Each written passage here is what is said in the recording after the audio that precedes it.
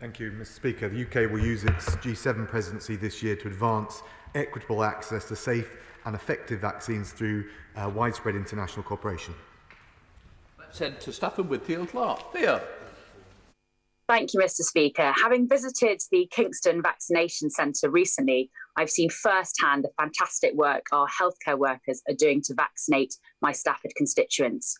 But in order to fully defeat COVID-19, we must vaccinate people around the world. And during my virtual visit to Kenya last week, there was much excited about the upcoming delivery of some COVID-19 vaccines. So does my right honourable friend agree with me that it is essential that we not only allow countries to access our surplus capacity via COVAX, but that we also donate vaccines to the poorest countries in the world? Thank you, Mr. Speaker. Can I pay tribute to my honourable friend for the great work she's doing locally, but also raising the issue of the international access to the vaccine. She will know the UK has contributed £548 million to COVAX AMC, which is the international mechanism. That will secure over 1 billion doses. And I can also tell her, in relation to her virtual Kenya visit, that the rollout of the first deliveries under COVAX has now begun in Ghana and Cote d'Ivoire. And by the end of June, in 92 of those poorer countries, we want to see all the vulnerable receiving their vaccines. That's Global Britain as a force for good. We now have Shadow Minister Doherty. Mr. Speaker, and I welcome the news that the Foreign Secretary just outlined there about the COVAX deliveries in Ghana and Cote d'Ivoire. It's excellent news. And tragically, we've seen 50,000 deaths alone in South Africa from COVID-19. But we've also seen 409,000 deaths from malaria, 700,000 deaths from AIDS-related causes, 1.8 million estimated could die from TB in 2020, and there are Ebola outbreaks, as the Foreign Secretary will be aware, in Africa at the moment. Vaccines, whether for COVID or other treatments for those other diseases, only work when they also have strong public health systems, the nurses, doctors, cold chain, diagnostic capacity and health systems to deliver them. We've got a moral duty to do our fair share, and it's in our global and common interest. So can the Foreign Secretary say, will he be maintaining our overall bilateral health and our multilateral health spending, or will it be cut? Foreign Secretary. Can I thank the honourable gentleman? He's absolutely right to pay tribute to the work that the UK has done internationally, not just on COVAX and the vaccine for this pandemic, but on TB, on malaria, on polio, in a whole range of other areas.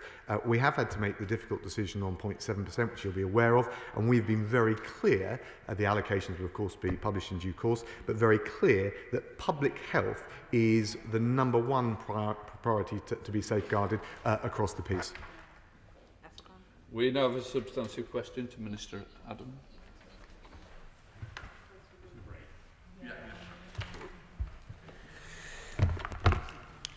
Thank you, Mr. Speaker. The Foreign Secretary has announced targeted measures on the 12th of January to help ensure no British organisations are complicit in the gross human rights violations occurring in Xinjiang. The United Kingdom continues to lead international action, including at the UN, to hold China to account. The Foreign Secretary made a robust intervention at the Human Rights Council on the 22nd of February, calling out the systematic violation of the rights of people in Hong Kong and pressing China for unfettered access to Xinjiang for the UN High Commissioner for Human Rights. Let's head up to Manchester with Afzal Khan. Afzal. Thank you, Mr. Speaker. Ahead of the International Women's Day, I'd like to take the opportunity to highlight the recent report by the BBC, which highlighted the extensive use of sexual violence in Xinjiang. I'm sure the Minister will agree the report was incredibly troubling and details what can only be described as torture and abuse of human rights and dignity. Could the Minister then explain why it is taking the government so long to sanction Chinese officials?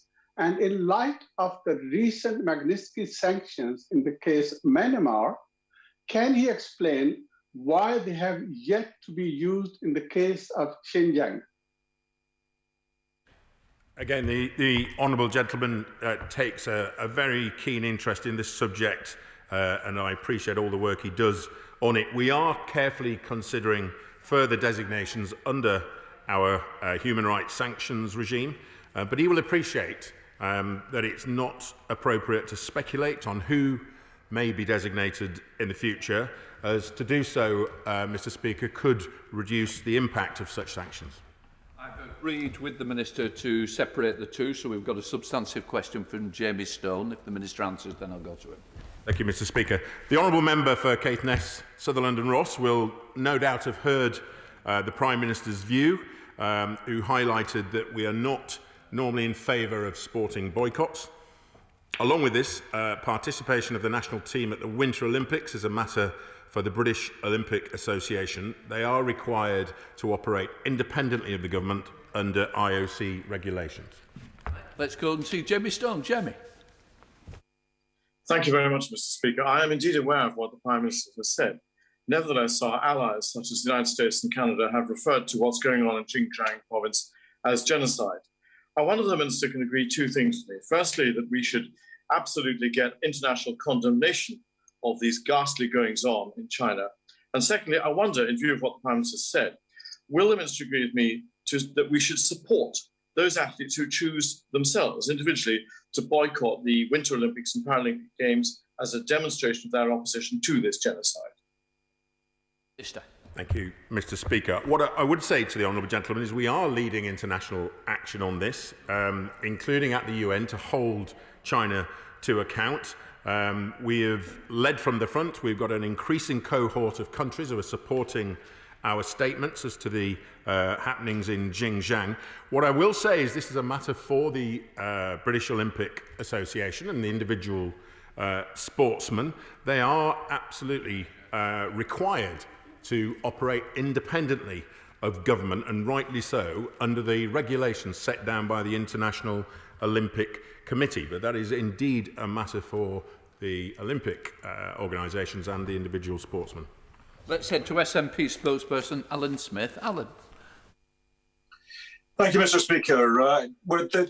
The malfeasance of the Chinese government in Xinjiang, Tibet and Hong Kong are well documented, and my party supports the offer that's been made to the 5 million Hong Kong citizens of a route to citizenship.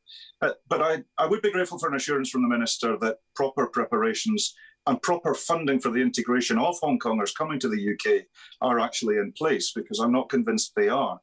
We can't let this scheme just be a first-class lifeboat for the rich of Hong Kong. It does need to be properly run through for everybody. Can he commit to a statement to the House in due course explaining how the scheme is being worked through with the Home Office and that proper funding has been allocated to make sure this is open to all Hong Kongers? Minister.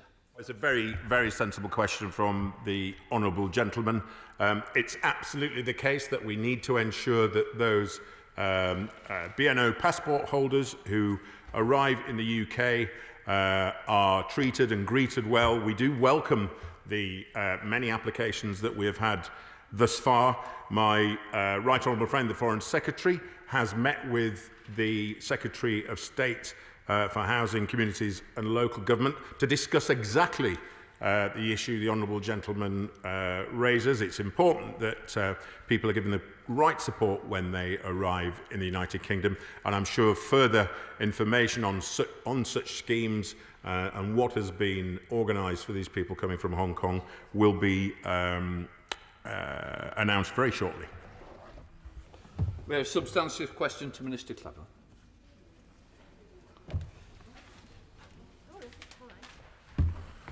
Thank you, Mr. Speaker.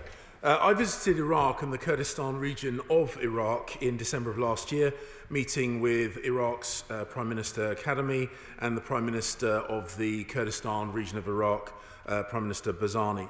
Recent attacks on coalition forces and civilians in Erbil is unacceptable. The UK stands fully behind Iraq and the Kurdistan region of Iraq.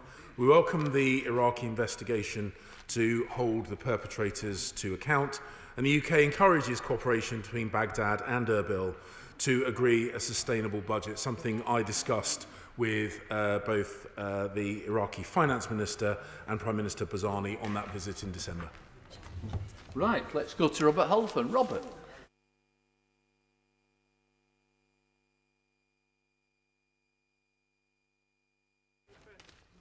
Oh, right. Right, let us move on. We've got a substantive question to Minister Duddridge. With permission, Mr. Speaker, I'll answer question 13, 14 and 15 together. The government remains firmly committed to helping the world's poorest people. Our budget will continue to serve the primary aim of reducing poverty in developing countries, including in the global south. Right, let's head down to Gerald Jones. Gerald Jones. Thank you, Mr. Speaker. The government has made the appalling decision to slash life-saving support to the world's poorest and most vulnerable people in the middle of a pandemic, and an equally appalling announcement yesterday with regards to Yemen, highlighting a blatant disregard to fulfil its moral duty. So will the Minister and the Foreign Secretary press upon the Chancellor to use this week's budget to rebuild Britain's proud position as a country which supports those in need by reversing his decision to make the UK the only G7 nation to cut its aid budget? Minister.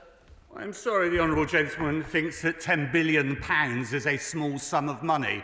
He mentions Yemen. We should be proud that since the start of that conflict we've contributed £1 billion and at the pledging conference yesterday a further 87 million. That's activity from this government and we are proud of that activity. Let's head to Martin Day. Martin. Thank you, Mr. Speaker. It's reported that cuts announced to the international aid spending will not come in until after the G7 summit. This merely delays rather than avoids humiliation on the world stage, while the absence of a timetable for when the cuts will take place leaves charities trying to plan ahead in limbo. Does the Minister agree that this unsustainable position will be detrimental to project outcomes, and would it not be preferable to reverse this shameful decision now? I just don't recognise the timescale which he speaks of, and we work with partners on an ongoing basis around the delivery of programmes and will continue to do so. That's what I do on a daily basis amongst other ministers. Let's head to Jeff Smith. Jeff. Thank you, Mr. Speaker. Britain holds the pen on Yemen, but the senior country, isn't it our duty to lead by example, and isn't cutting aid by 60% at a time of acute humanitarian crisis a terrible example? The UN Secretary-General said reducing aid was a death sentence. Is he wrong? Yes, sir. Well, Mr. Speaker, another person that doesn't think £1 billion is a lot of money. His constituents, I think, well, £87 million is a lot of money. And we are doing exactly what he's saying, and we are standing up. This is actually the 5th largest pledge to Yemen. He should be proud of that, not attacking it. Right, let's go to SNP spokesperson Chris Law. Chris. Thank you, Mr. Speaker. I'm hearing a lot of bluff and bluster there. This government is pressing ahead with the most deep and devastating cuts to the aid budget at the worst possible time, and in doing so is reneging on the UK's commitment to spending 0.7 of GNI on aid, which is enshrined in law. Mr. Speaker, when I asked the Foreign Secretary about this, he said, and I quote, "We want to respect that legislation and we will. However, with press reports speculating that cuts will take place from April, the legislation will not be amended until July, will the Foreign Secretary refuse to implement cuts before legislation is passed, and will he resign if he breaks the law? Yes or no?" Minister. Well, as the Foreign Secretary said before, we'll look very carefully at what's required by the law, but the law envisages 0.7% target potentially not being met in any given year in the light of specifically of the fiscal and economic circumstances, and we will abide by that law, and legislation also furthermore allows for us to report to Parliament about what we are doing, so we will stick to that. Let's head to Sarah Champion, Chair of the Select Committee. Sarah. Thank you, Mr. Speaker. Mr. Speaker, I was ashamed yesterday when this government more than halved its contribution to the humanitarian support of Yemen, the worst humanitarian disaster on the planet. I really hope that this is not the global Britain that we want to see. So can I ask the Minister what consultation he has had with the NGOs, recipients and partners in the Global South to minimise the impact of changes to the UK aid budget? And when will the government publish its forthcoming country allocations for ODA spending? The process the Honourable Lady mentions we're in the middle of. Decisions on publication have not yet been met. Our focus has been looking at country plans and the programmes centrally, doing that through countries, and by extension, part of that will be looking through delivery partners, including the NGOs that play an excellent work. So actually engaging as early as possible with them, both through embassies, where a lot of this relationship is devolved to, is absolutely essential, and we remain committed to doing that. Question 17, Mr. Speaker. Thank you, Mr. Speaker, and with your permission, I'll take questions 17 to 22. Over the last 5 years, UK aid has helped 8 million girls get a decent education, and as the House knows, our global ambition is to make sure that 40 million girls have 12 years of quality education by 2026. Thank you very much, Mr. Speaker. The theme for this year's International Women's Day is Choose to Challenge, which serves as a reminder to us all to challenge and call out gender bias and inequality where we see it. According to UNICEF, only 66% of countries have achieved gender parity in primary education, falling to only 25% by upper secondary education. Can the Minister reassure me that he will not only continue working with his international counterparts to ensure that girls do not fall further behind as a result of the pandemic, but also that he will continue his vital work to break down the very real barriers to girls' education going forward? Thank you, Mr. Speaker. Can I thank my honourable friend? Can I reassure her, not only have we got a target of 40 million girls getting 12 years education, we also want to see 20 million girls become literate by the age of 10. We'll be co-hosting with Kenya a major summit in July of this year to progress those goals, and I was out and had just one chance in Addis Ababa in January to visit the Yekam Mizrak Chorus School, which showed me firsthand the incredible difference that our aid budget makes. I said to Karen Bradley. Karen. Thank you very much, Mr. Speaker. And can I welcome what the Foreign Secretary has said regarding the UK's commitment to ensuring education for girls. There is no doubt that the UK has world leadership in this issue, as we do with modern slavery, preventing gender-based violence.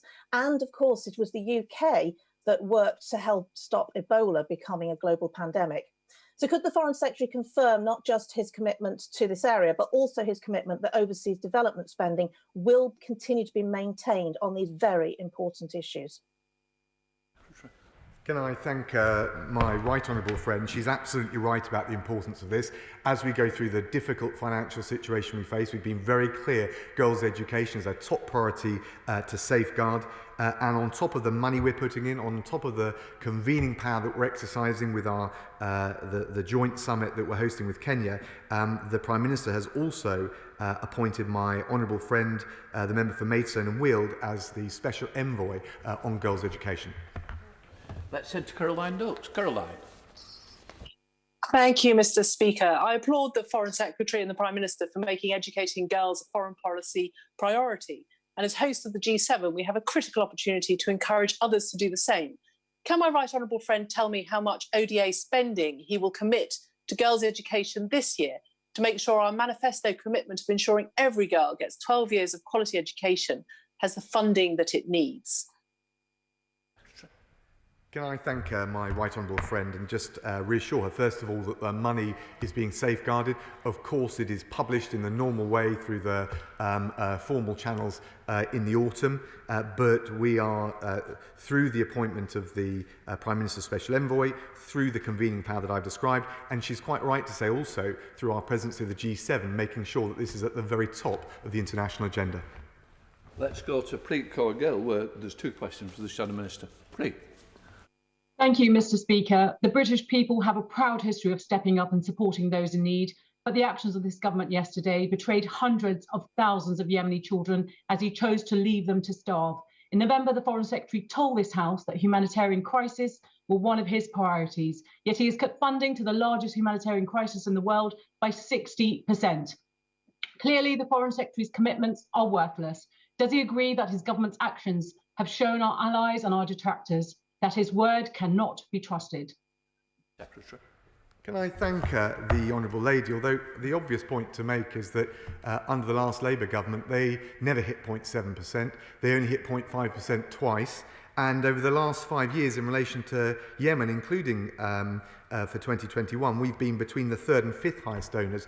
We will keep up that effort. We've provided more than £1 billion of funding to the humanitarian crisis in Yemen since the conflict began. And of course, we fully support Martin Griffiths, the UN Special Envoy's efforts to find peace there. Return to Pleat Colgill. Leading a hasty retreat from the world stage while others are stepping forward. We are the only G7 nation to cut aid. The United States has added billions to the development budget, and France have committed to increasing their support for the world's poorest by reaching 0.7% by 2025. The government can't keep pretending that it can make cuts without risking millions of lives. So will the Foreign Secretary immediately publish all of the details of the cuts made in 2020 and those projected for 2021? And can he also explain to the House what his priorities are? Because clearly it is not preventing hundreds of thousands of Yemenis from going hungry and starving to death. Secretary. Thank the Honourable Lady. Of course, the allocations are published in the normal way, as I've just described, formally in the autumn. In fact, the new UK aid pledge of £87 million, which she so blithely dismisses, will feed an additional 240,000 of the most vulnerable Yemenis every month. It will support 400 health clinics and provide clean water for 1.6 million people. We're doing our bit. Of course, these are very difficult financial circumstances. We remain, as we have done over the last 5 years, between the third and fifth highest donor into Yemen. I said to the Chair of the Select Committee, Tom Tugendhat. Tom. Thank you, Mr. Speaker, and I very much welcome the Foreign Secretary's commitment to women and girls' education. Does he agree with me, however, that female genital mutilation, which affects, sadly, so many girls across the world, is one of the great hindrances to the education of girls in many parts of the world, including, sadly, in Nigeria? Now, I'm sure he joins with me in welcoming the release of the girls from Zamfara state only the other day. But will he also raise with the Nigerian government, when he has the next opportunity to do so, the likelihood that some 14 million, that's 14 million girls, are likely to go through female genital mutilation between now and 2030. This is a crime, it is a sin, and it is against all justice.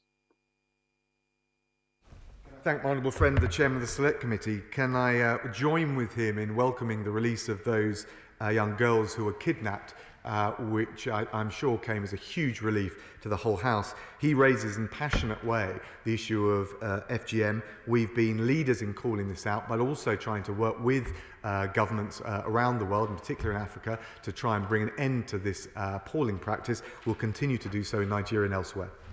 Substantive question to Minister Club.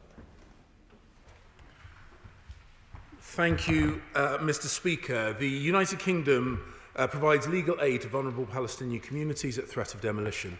In 96% of cases, those receiving UK-funded legal support have remained in their homes. The UK ambassador joined ambassadors of European states to urge the government of Israel to cease demolitions in a meeting.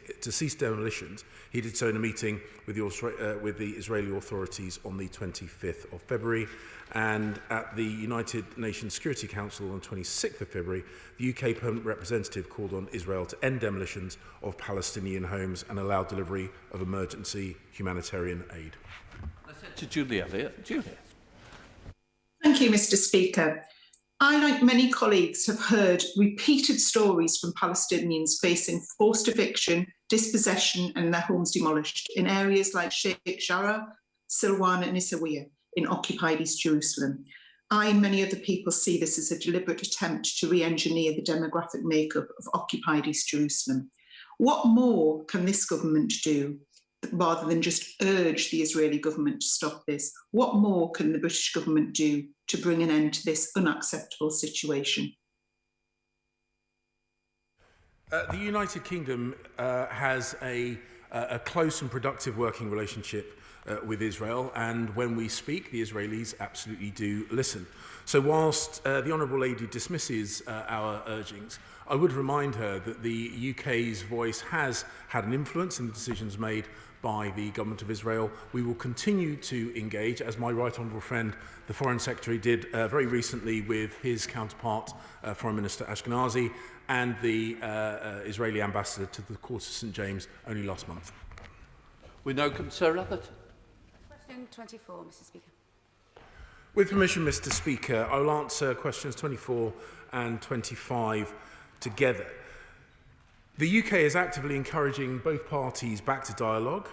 As I just mentioned, my right honourable friend, the Foreign Secretary, met with his opposite number on the 10th of February, and I spoke to the Palestinian head of mission here in the UK on the 2nd of February. The UK has been working with both the Government of Israel and the Palestinian Authority, alongside the United States and key international partners, to progress specific areas of cooperation, including water and gas provision, energy infrastructure, trade facilitation.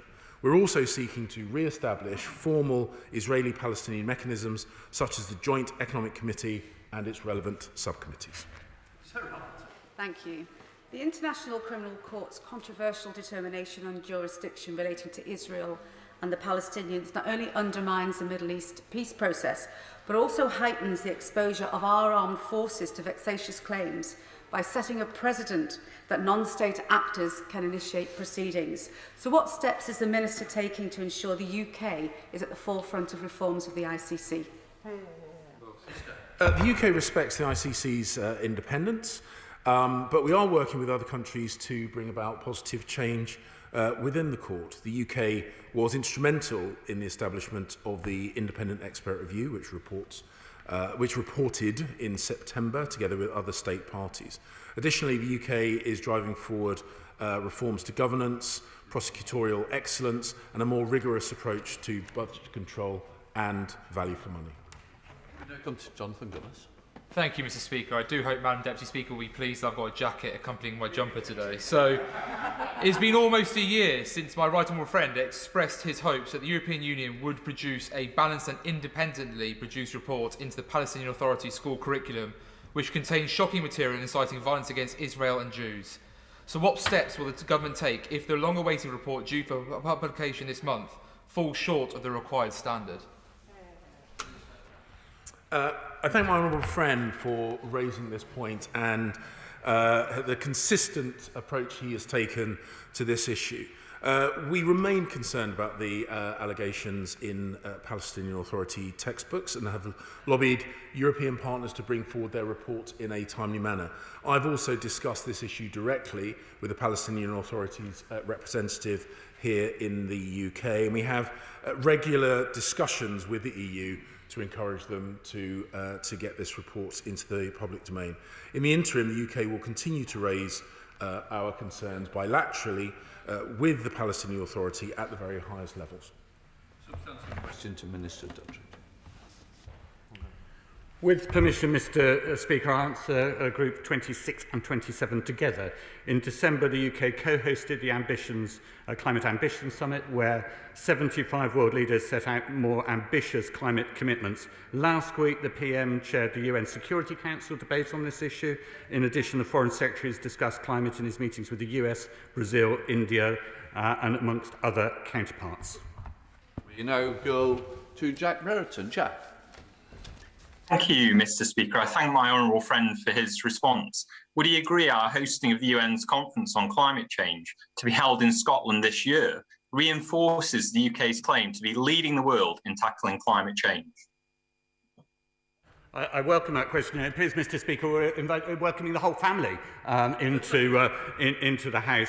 My right honourable friend is absolutely right. The UK has a proud record of climate leadership. In 2019, we were the first major economy to legislate for net zero by 2050. We're also doubling our international climate finance facility to 11.6 billion in the 2021 to 2025 period. And this year, we're encouraging every country to make ambitious new pledges to fulfil the 2015 Paris Agreement. Let's go to Paul Howell. Paul. Thank you, Mr. Speaker. As a member of the Base Select Committee, I'm very interested in the international engagement in COP26. And could he please outline for me exactly what actions the Department is taking to help the President of the COP26 to maximise the potential for a successful event in Glasgow? I thank the honourable gentleman for that question. In every call that we make as ministers, we raise this issue. My right honourable friend, the member for Reading West as CUP President-designate, has the full support of the diplomatic network. In fact, even just last month, he met with Ethiopian, Gabonese, Egyptian, Nigerian, Indian and Nepalese partners, and those are the only ones that I know about. Later this month, furthermore, we will convene international partners to help identify practical solutions to the challenge every country must face, particularly to help the most vulnerable around this really important issue of climate change. A substantive question to Minister Clough. Thank you, Mr. Speaker. With permission, I will answer questions 28 to 29 and 30 together. The UK remains concerned about the fragile humanitarian situation in the occupied Palestinian territories, particularly in Gaza. The UK is providing £4.5 million in humanitarian assistance to the OPTs, including £1 million to UNRWA's emergency appeal and £2.5 million to the World Food Programme for cash assistance. The UK supports UNRWA as a vital humanitarian force in the region, and FCDO is running a prioritisation exercise across all its programmes to ensure every pound goes as far as possible. Let's go to Alan Brown. Alan. Thank you, Mr. Speaker. The Minister rightly highlights forced evictions and demolitions break international law, but nonetheless, Israel continues with evictions in Sheikh Jarrah and Bata and Alawa. The proposed construction of 1,200 houses at Givat Hamatos is out to tender at the moment, so action is needed, not just words. So when will the UK government implement trade bans on goods from illegal settlements? The UK's position on this issue is long-standing and clear. We oppose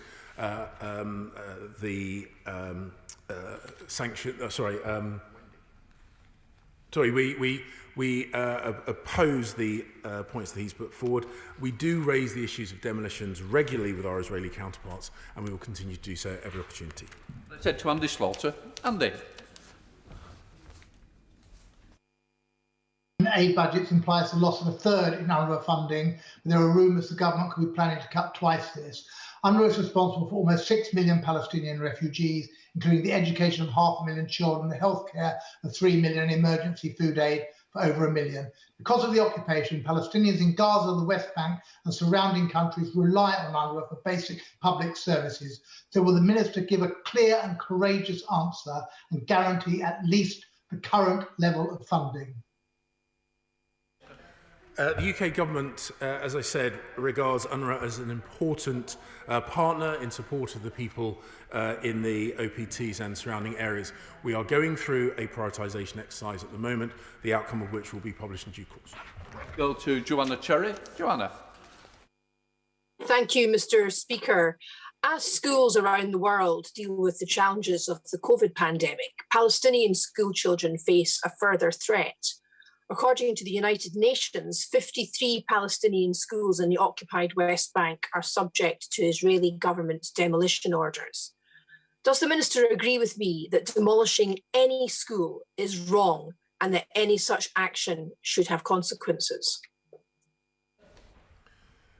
Mr. Speaker, the UK raises regularly the issue of demolitions, and our position on this is clear. We will continue to do so, and we will continue to highlight the importance of education, which remains one of the government priorities. We go to Shadow Minister Wayne David. Wayne. Thank you, Mr. Speaker. The Israeli COVID-19 vaccination programme is the best in the world. However, the Minister has indicated that Israel has a legal responsibility to ensure the health and well-being of Palestinians on the West Bank. Will the Minister therefore join with me to urge the Israeli government to work with the Palestinian Authority so that Palestinians are vaccinated as well as Israelis? Mr. Speaker, the UK is justifiably proud of the work it is doing on the international stage with regard to vaccinations, including through Gavi and the COVAX scheme. We're pleased to see the Government of Israel and the Palestinian Authority coordinating their work with regard to vaccinations, and we look forward to that vaccination programme rolling out across not just Israel, but also the people who are living in the OPTs. We now come to topicals. Secretary of State. Thank you, Mr. Speaker. Since the last oral questions, I visited East Africa. I also visited Cyprus, where I met President Anastasiades and the Turkish Cypriot leader in support of the peace initiative and the UN talks. I also met on the 18th of February with our E3 partners in Paris and also with the new Secretary of State, Tony Blinken, to coordinate our approach to Iran. And finally, Mr. Speaker, the international community, and I'm sure the whole House will be pleased to say, elected not just the first British female judge to the International Criminal Court, but the first British chief prosecutor. Let's head to Robert Logan. Robert. Thank you, Mr. Speaker. The Prime Minister has rightly condemned the UN Human Rights Council for its disproportionate focus on Israel, which he said was, and I quote, damaging to the cause of peace. As the UN Human Rights Council meets over the coming weeks, will the government commit to voting against one-sided resolutions singling out Israel, including those outside of permanent agenda item 7, in order to send a clear message that such blatant anti-Israel bias will not be tolerated? For a second. Can I thank my honourable friend? I think he's absolutely right, and we've stood up for Israel when it faces bias and, frankly, politicised attacks in the UN and other forums. We will continue to press for the abolition of item 7 because it is the only country-specific standalone agenda item and it focuses on Israel, and that can't be right. Shadow Foreign Secretary Nandi. Thank you, Mr. Speaker. The US intelligence report released last Friday makes a clear and compelling case that Crown Prince Mohammed bin Salman approved the murder of Jamal Khashoggi. Last year, the Foreign Secretary said that those with blood on their hands about this killing would not set foot in the City of London, and we will seize your blood-drenched, ill-gotten gains if you do. So can he confirm that he will be bringing forward sanctions against bin Salman following this report, and that he does now finally accept that it is time, finally, to reappraise fundamentally our relationship with Saudi Arabia? Can I thank the Honourable Lady? I think she's a bit behind the curve here. Of course, Saudi Arabia have an important relationship with it on security, on trade, on other things. But the reality is, it was this government and me who introduced Magnitsky sanctions on 20 Saudis involved in the murder under our global human rights regime. We did it last July. She ought to catch up. I'm frankly astonished, Mr. Speaker. I did genuinely expect a better response from him. So he won't stand with the family of Jamal Khashoggi as they seek justice. He won't stand to lift a finger against the dirty money flowing into the City of London. He won't stand with our allies, ending arms sales to Saudi Arabia. And he won't even defend the children of Yemen against brutal aid cuts by his own department, even as his government seeks to sustain the conflict that they are party to. I mean, I have to say to him that last year, we heard him talk tough about standing up to despots and henchmen, but now he tells us that in response to this report, he's not prepared to take a single action, won't stand up to corruption, won't stand against humanitarian catastrophe, won't stand up for press freedom, and won't stand up for human rights. Is there a single thing that he will actually stand up for? Well, I can again say to the Honourable Lady, we were right out in the lead in imposing asset freezes and visa bans on 20 of the most directly responsible. She refers to the US report. The US haven't put sanctions on the Crown Prince, as she well knows. More generally, she will have seen the action that we have taken. She ought to listen. In relation to dirty money, we have already said, and I've committed to this House, to introduce an extension of the Magnitsky sanctions to cover corruption. Well, she's now going on to talk about Russia, Mr. Speaker. But the reality is, we will continue to support standing up for human rights, and I will be introducing to the House Magnitsky sanctions and an extension to the corruption space shortly. Let's go to Angela Richardson. Angela. Thank you, Mr. Speaker. The growing ties between Israel and her Arab neighbours are extremely positive developments that provide an opportunity to reinvigorate the Middle East peace process, which has regrettably stalled for many years. Can my right honourable friend outline what more the UK can do to help support the resumption of direct peace talks between Israelis and Palestinians alongside our allies in the region? Thank you, Mr. Speaker. Can I thank my honourable friend? We've supported the normalisation of relations. I think that's a good step around the region. It, of course, also led to the suspension of the threat of annexation on the West Bank, which I think was very important. As a result of that, I was able to go and talk to President Abbas and Prime Minister Shea and encourage them to resume dialogue on West Bank issues, which is very important for security, but also to make sure Palestinian public servants are paid. There are plans, at least mooted, for elections on both sides, both in Israel but also on the Palestinian side. I think ultimately we need leadership from both sides to secure the peace that she wants, and I think honourable members in this House want. We need a two-state solution. The UK will support all of those efforts. Let's go to Jonathan Edwards. Jonathan. Diolch, Mr. Speaker. As we approach the 20th anniversary of the invasion of Afghanistan, we appear no closer to a successful exit strategy. The NATO mission faces difficult choices: leave and see the Afghan government fall, continue the stalemate and face a permanent involvement in the country, or ramp up the war with the devastation that follows and no guarantee of success. What discussions are the British government having with the Biden administration about the way forward? Thank you, Mr. Speaker. We are having discussions with the Biden administration on the approach to the proposed US withdrawal or drawdown from Afghanistan. It has got to be linked to violence on the ground and, of course, the wider peace talks and the agreements that have been made in Afghanistan between all of the local parties, and it's got to be based on delivery of those conditions. Steve Brown. Given COVID-19 is reported to have killed more than 120,000 of our fellow citizens, it is reasonable in time to understand where lessons can be learnt domestically. But surely it's our moral duty to establish the origins of the virus and how it spread as an international community. So can I ask the Minister, what is the British government's view on where this came from and the efficacy of the WHO's current fact-finding mission to China? Thank you, Mr. Speaker. My honourable friend asks a very, very sensible question. We, the United Kingdom, co-sponsored the World Health Assembly resolution in May 2020 that agreed an investigation into the origins of COVID. It's important that that investigation is given the time. The field mission to Wuhan was a key early step in the investigation. Of course, we can't preempt findings, but we will look closely at the field mission's report when it's published. We've been clear that the investigation must be robust, open and scientifically rigorous.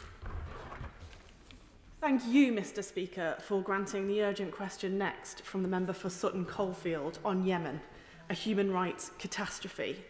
Similarly, I believe that every member of this House must acknowledge the humanitarian hellhole that Syria has become over the past decade.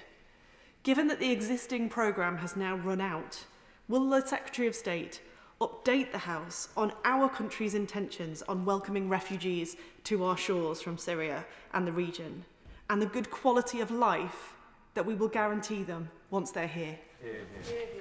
Can I thank the Honourable Lady? Of course, we'll continue to make sure we provide vital humanitarian support. I agree with her, it's an appalling crisis that we see ongoing in Syria. She asked, I think, about the plans that the Home Office have for a new global resettlement scheme. That's for the Home Secretary to talk about, but it is a diplomatic issue, she's right, which is why I'll fully support it. Let's head to David Simmons. David. Thank you, Mr. Speaker. The UK is a global leader in refugee resettlement, and the new UK resettlement scheme will demonstrate global Britain's efforts to tackle humanitarian crises wherever they are. How far does my right honourable friend consider that refugee resettlement is an important part of the UK's wider diplomatic efforts, in particular supporting those who may now be refugees who've been involved in supporting our military and peacekeeping efforts?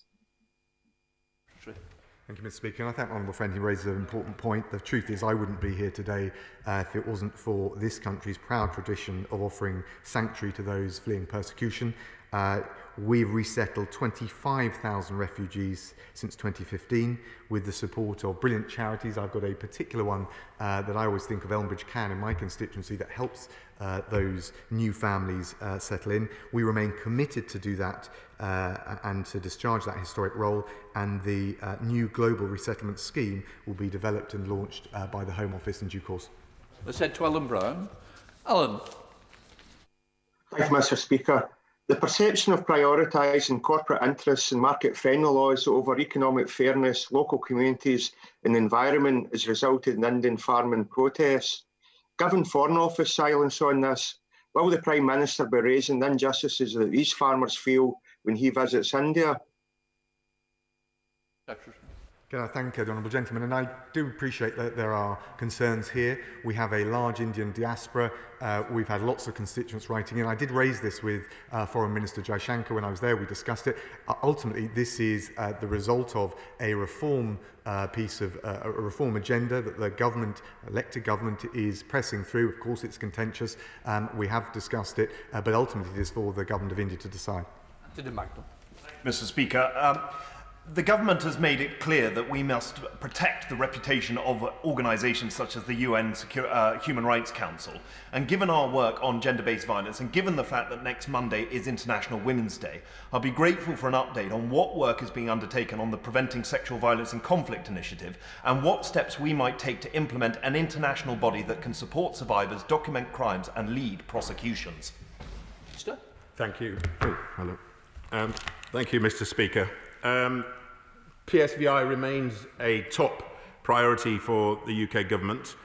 We've committed £48 million since the launch of PSVI in 2012. We've funded 85 projects across 29 countries to prevent and respond to conflict-related sexual violence. And of course, the UK's G7 presidency is an excellent opportunity for us to galvanise support for the PSVI. Thank you, Mr. Speaker. Will the Foreign Secretary confirm the government's commitment to a bizonal, bicommunal federation as the only basis for a political settlement on the island of Cyprus ahead of next month's UN-sponsored 5+1 talks in Geneva? Can I thank the honourable gentleman? I was out in Cyprus recently, as I've already discussed. I spoke to President Anastasiades. I spoke to Ersin Tatar, the new Turkish Cypriot leader. That is, of course, the starting point. The most important thing we need to see right now is for both sides to go to those UN 5+1 talks without preconditions, so we can re-engage in the kind of flexibility and pragmatism that can see lasting and enduring peace for the whole of Cyprus. We now go to Marco Longhi. Marco. Thank you, Mr. Speaker. And what steps is my right honourable friend taking to respond to the ongoing campaign for Papuan independence, please? Thank you, Mr. Speaker. The UK government has repeatedly asserted our long-held position that we respect the territorial integrity of Indonesia, including the provinces of Papua and West Papua. The UK government categorically does not support the activities or views of Papuan separatist activists. The presence of some individuals, including Benny Wender in the UK, in no way means that we support their position. We engage with a diverse range of cultural and political figures in the Papua region, and our ambassador made a visit to Papua in November, where he met environment, education and human rights experts, as well as the governor of West Papua. I said to Janet Davey. Janet. Thank you, Mr. Speaker. Iranian officials have made it clear the imprisonment of British dual nationals is directly linked to the 400 million IMS debt. The longer our government denies this link, the longer Anousheh, Nazanin and others will be kept away from their families. Can the Foreign Secretary tell me what considerations have been given to an urgent repayment of this debt through alternative means such as COVID-19 supplies or other medical aid?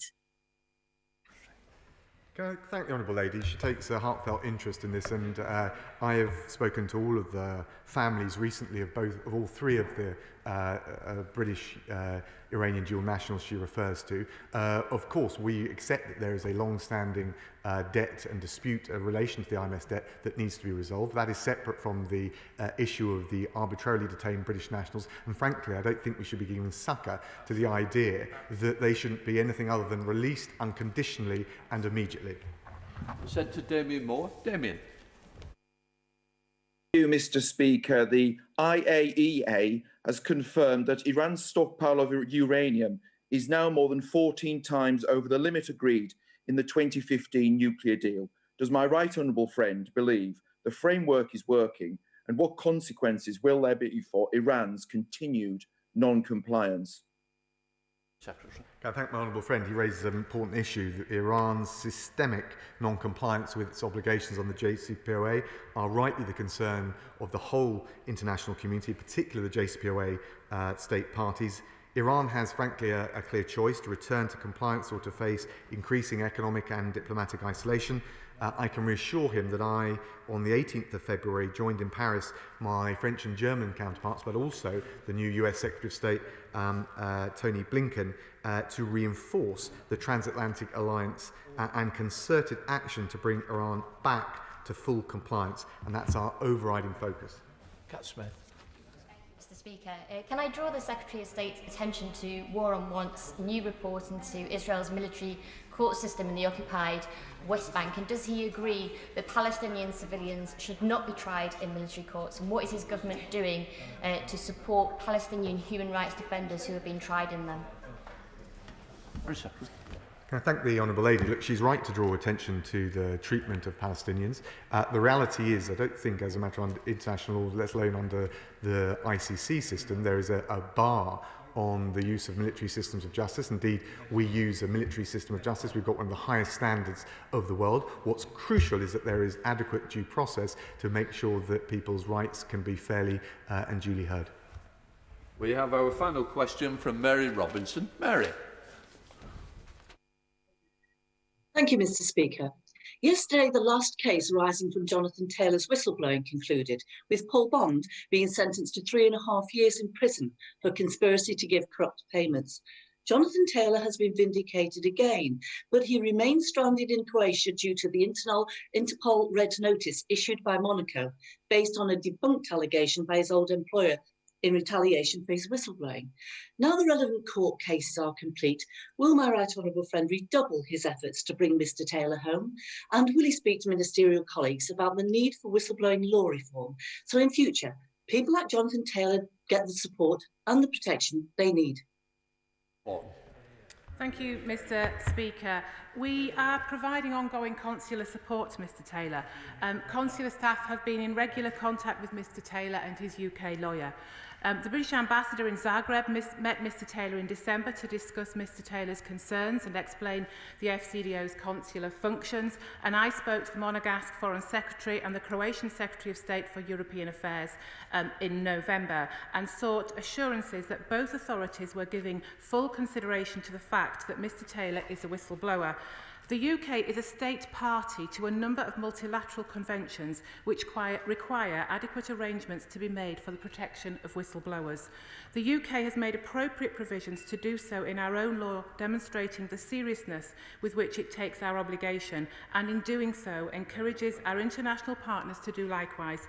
We are, however, unable to protect whistleblowers in other jurisdictions that may not have the same law.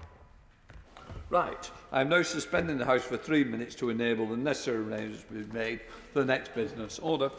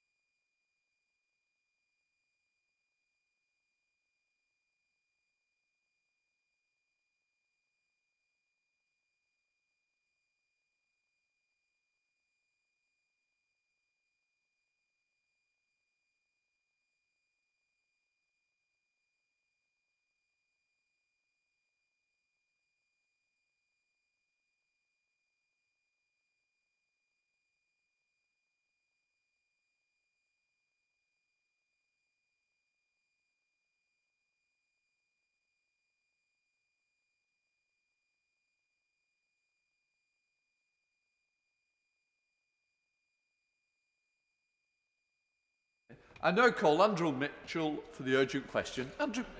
Thank you, Mr. Speaker. May I ask the Minister if he will make a statement on the level of aid funding to Yemen? Mr. Speaker, I thank my right honourable friend, the member for Sutton Coldfield, for raising this urgent question. The situation in Yemen remains amongst the worst humanitarian crisis in the world. Two-thirds of the entire population, more than 20 million people, requiring some form of humanitarian assistance.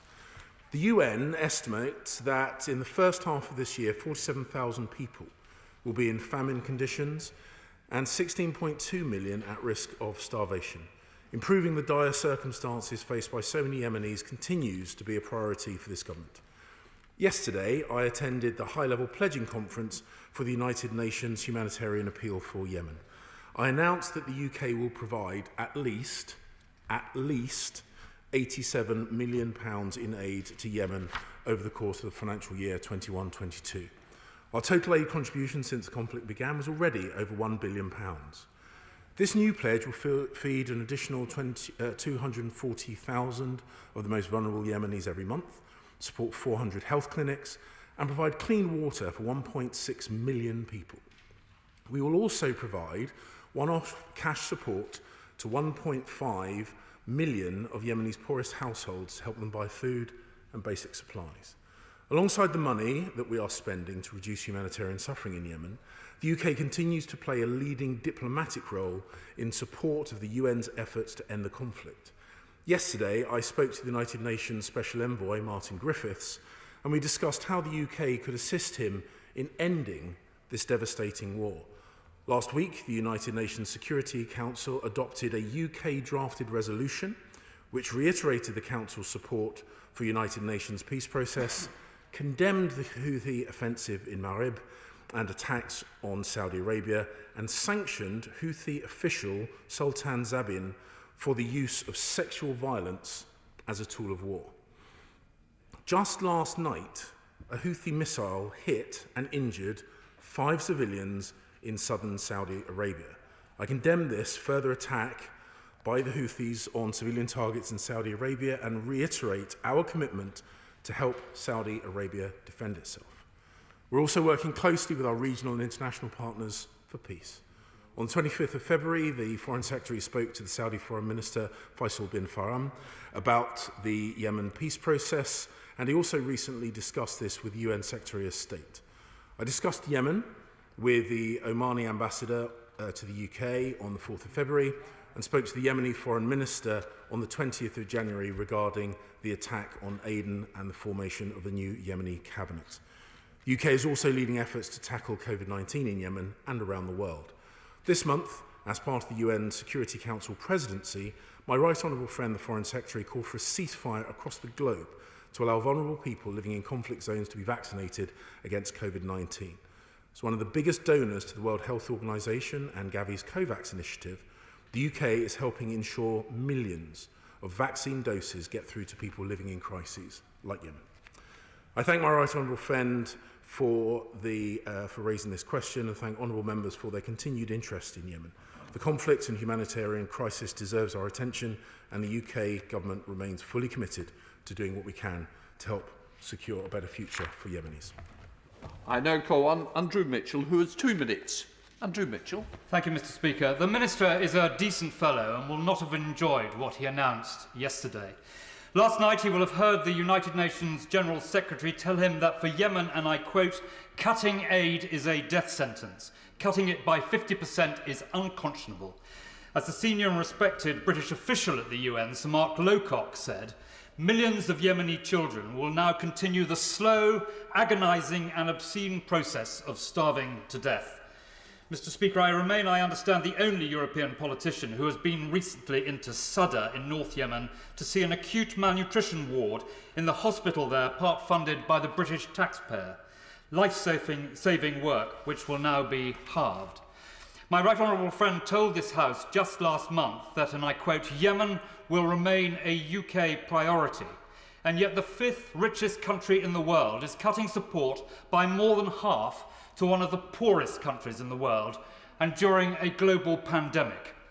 Every single member of this House, Mr. Speaker, was elected just over a year ago on a promise to maintain the 0.7.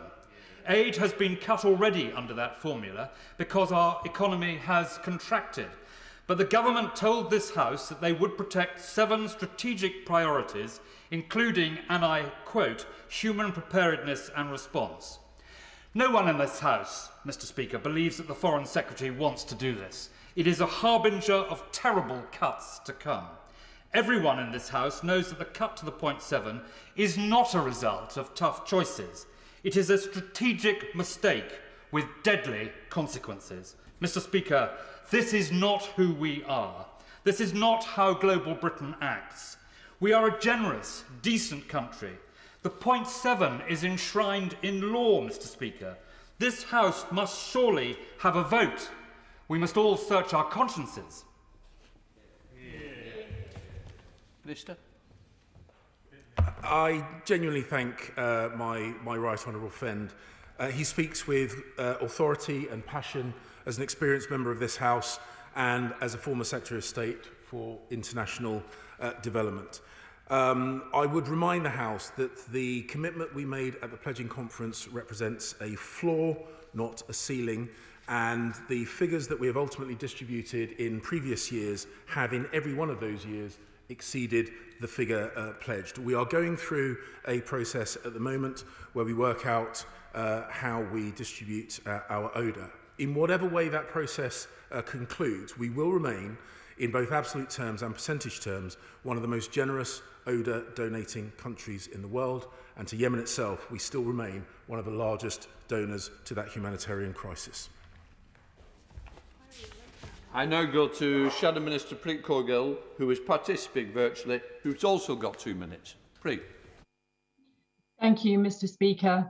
The government's announcement yesterday at the High Pledging Conference discarded the British people's proud history of stepping up and supporting those in need. In the middle of a pandemic, when millions stand on the brink of famine, the government slashed life-saving support to the largest humanitarian crisis in the world, halving direct aid to Yemen weeks after it announced 1.36 billion in new arms licenses to Saudi Arabia. This is a devastating reminder of the real-world impact the government's choices to abandon its manifesto commitment on aid will have on the most vulnerable people, and shows that this government just cannot be trusted to keep its word. After 6 years of brutal conflict, 2/3 of the Yemeni population are reliant on food aid to survive, and thousands of people in the country are at risk of famine. Cutting aid is a death sentence that this government have chosen to make. So will the Minister take this opportunity to apologise? Alongside this cut in humanitarian support, the UK continues to sustain the war in Yemen. Will the Minister follow the lead set by President Biden by stopping all UK arms sales to the Saudi-led coalition so we can use our role as the penholder on Yemen to help bring this brutal conflict to an end? If the Foreign Secretary is willing to brazenly slash support to people living in the world's worst humanitarian disaster, despite claiming for months that humanitarian crisis were a priority, then the question is, what's going to happen to the rest of the aid budget on other priorities? The Minister has refused, and I quote, to talk to the aid and development community about what will be cut, because he is ashamed. He is ashamed that the government's cut will put millions of people's lives at risk. This government cannot continue to pretend otherwise. So will they publish a full list of the cuts made in 2020 and of the cuts to be made in 2021 by the end of this week? What we've seen yesterday are not the actions of global Britain. That phrase rings hollow. Make no mistake, as the UK abandons its commitment to 0.7%, it is simultaneously undermining our global reputation. Does the Minister believe that he has the support of this House to make this appalling cut? And if so, will he bring forward a vote on the 0.7% commitment? Tomorrow, the Chancellor has a choice. He must reverse his decision to make the UK the only G7 nation to cut its aid budget. It must reverse its government's retreat from the world stage and celebrate Britain's proud history as a country that stands up for the world's poorest and most vulnerable in society. That is the true test of global Britain. Thank you. Minister. Mr. Speaker, our aid budget, our ODA spend is incredibly important. And my right honourable friend, the Chancellor, has made it clear that this year that figure will remain at £10 billion. That £10 billion represents one of the largest aid budgets in both absolute terms and in relative terms in the globe. She speaks about the change from 0.7% to 0.5%. Might I remind the House that the Labour government or Labour politicians have been talking about 0.7% of GNI as an ODA budget for decades, and yet never once got near that 0.7%. Even in the years of benign economic circumstances, they never went above 0.51%. Under Conservative Prime Ministers, this country has spent 0.7% consistently, and we have done so even in difficult economic circumstances. But we are now presented, as my right honourable friend the Chancellor will outline tomorrow, I'm sure, in the budget, we are now presented with a unique set of economic circumstances, unprecedented in our lifetime, representing a constriction of the UK economy unseen in centuries. And yet, against that backdrop, we maintain a commitment to spend £10 billion on the international stage. But as I say, money is not the only thing that the UK can deploy in support of the people of Yemen. I outlined in the previous session in departmental questions the work that my right honourable friend, the Foreign Secretary, has done on the international level to bring about change in the UN Security Council. I spoke yesterday with Martin Griffiths, the UN Special Representative, about what diplomatic efforts the UK can bring to bear to bring about the end of the war in conflict, because that, Mr. Speaker, is the precursor to a truly sustainable improvement in the situation. And that is why we condemned the continued attacks by the Houthis and those that support them. That is why we have sanctioned senior Houthi leaders for the use of sexual violence as a tool of war. And that is why we'll continue working bilaterally and internationally to bring about a conclusion to that terrible conflict. Let's go to the Chair of the Select Committee, Tom Tugendhat. Tom. Thank you, Mr. Speaker. Now, I welcome very much the phrase that my honourable friend, my right honourable friend, said, that this is a floor, not a ceiling. I very much hope that the ceiling will be somewhat greater than he has announced. But would he agree with me that the UK's position, while generous, does leave a large gap if there is indeed any cut, and the world's poorest will be the ones to suffer? Has he reached out to Saudi Arabia, to the United Arab Emirates, indeed to Oman, to ask them to help fill the gap? Or perhaps even to Iran, who have so used the Houthi people as their tools, as their instruments of violence in the region? Has he asked them, first of all, to stop the instrumentalization of terror, and asked them to perhaps fund to rebuild the destruction that they have caused? The honourable friend, the chairman of the Foreign Affairs Select Committee, makes a very good point about the convening power that the UK can exercise, and also the strong bilateral relations we have with countries in the region. I'm very pleased to see that a number of countries in the Gulf were very generous, even though they, like us, are suffering from economic difficulties. We will continue to lobby the international community for support. I have not had, and unfortunately I don't think we currently enjoy the bilateral relations with Iran to make credible requests or to make requests that we believe will be forthcoming. But we will continue to encourage Iran, to push Iran to be a better regional neighbour, a better regional partner, and in the immediate term, we strongly encourage Iran to stop supporting the Houthis, and we encourage the Houthis to end their campaign of violence against Yemenis and Saudis alike. I call SNP spokesperson Chris Law, who's participating virtually, who's got 1 minute. Chris Law. Gosh, Mr. Speaker, this government should hang its head in shame. UK cutting humanitarian aid to Yemen by 50% is confirmation that the UK government is playing a pivotal role in the worst humanitarian disaster in the world.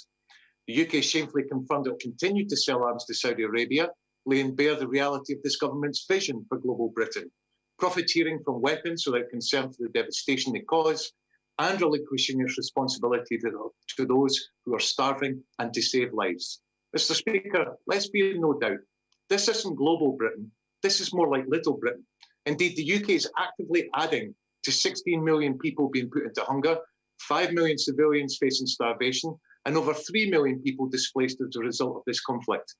As Mark Lowcock said at the UN, if you're not feeding the people, you're feeding the war. In response to continued SNP calls to halt UK arms sales to the Saudis, this government has always stated that they're also the biggest aid contributor in order to clear their conscience. So I ask the Minister, is this conscience still clear? And what is this government's response going to be following these death sentence cuts? Mr. Speaker, I would remind the honourable gentleman that the United Kingdom remains one of the largest donor countries, not just to the Yemen humanitarian crisis appeal, but also on the international stage. I will also remind the honourable gentleman that just yesterday, Houthis sent missile attacks against civilians, which injured Saudis and Yemenis alike.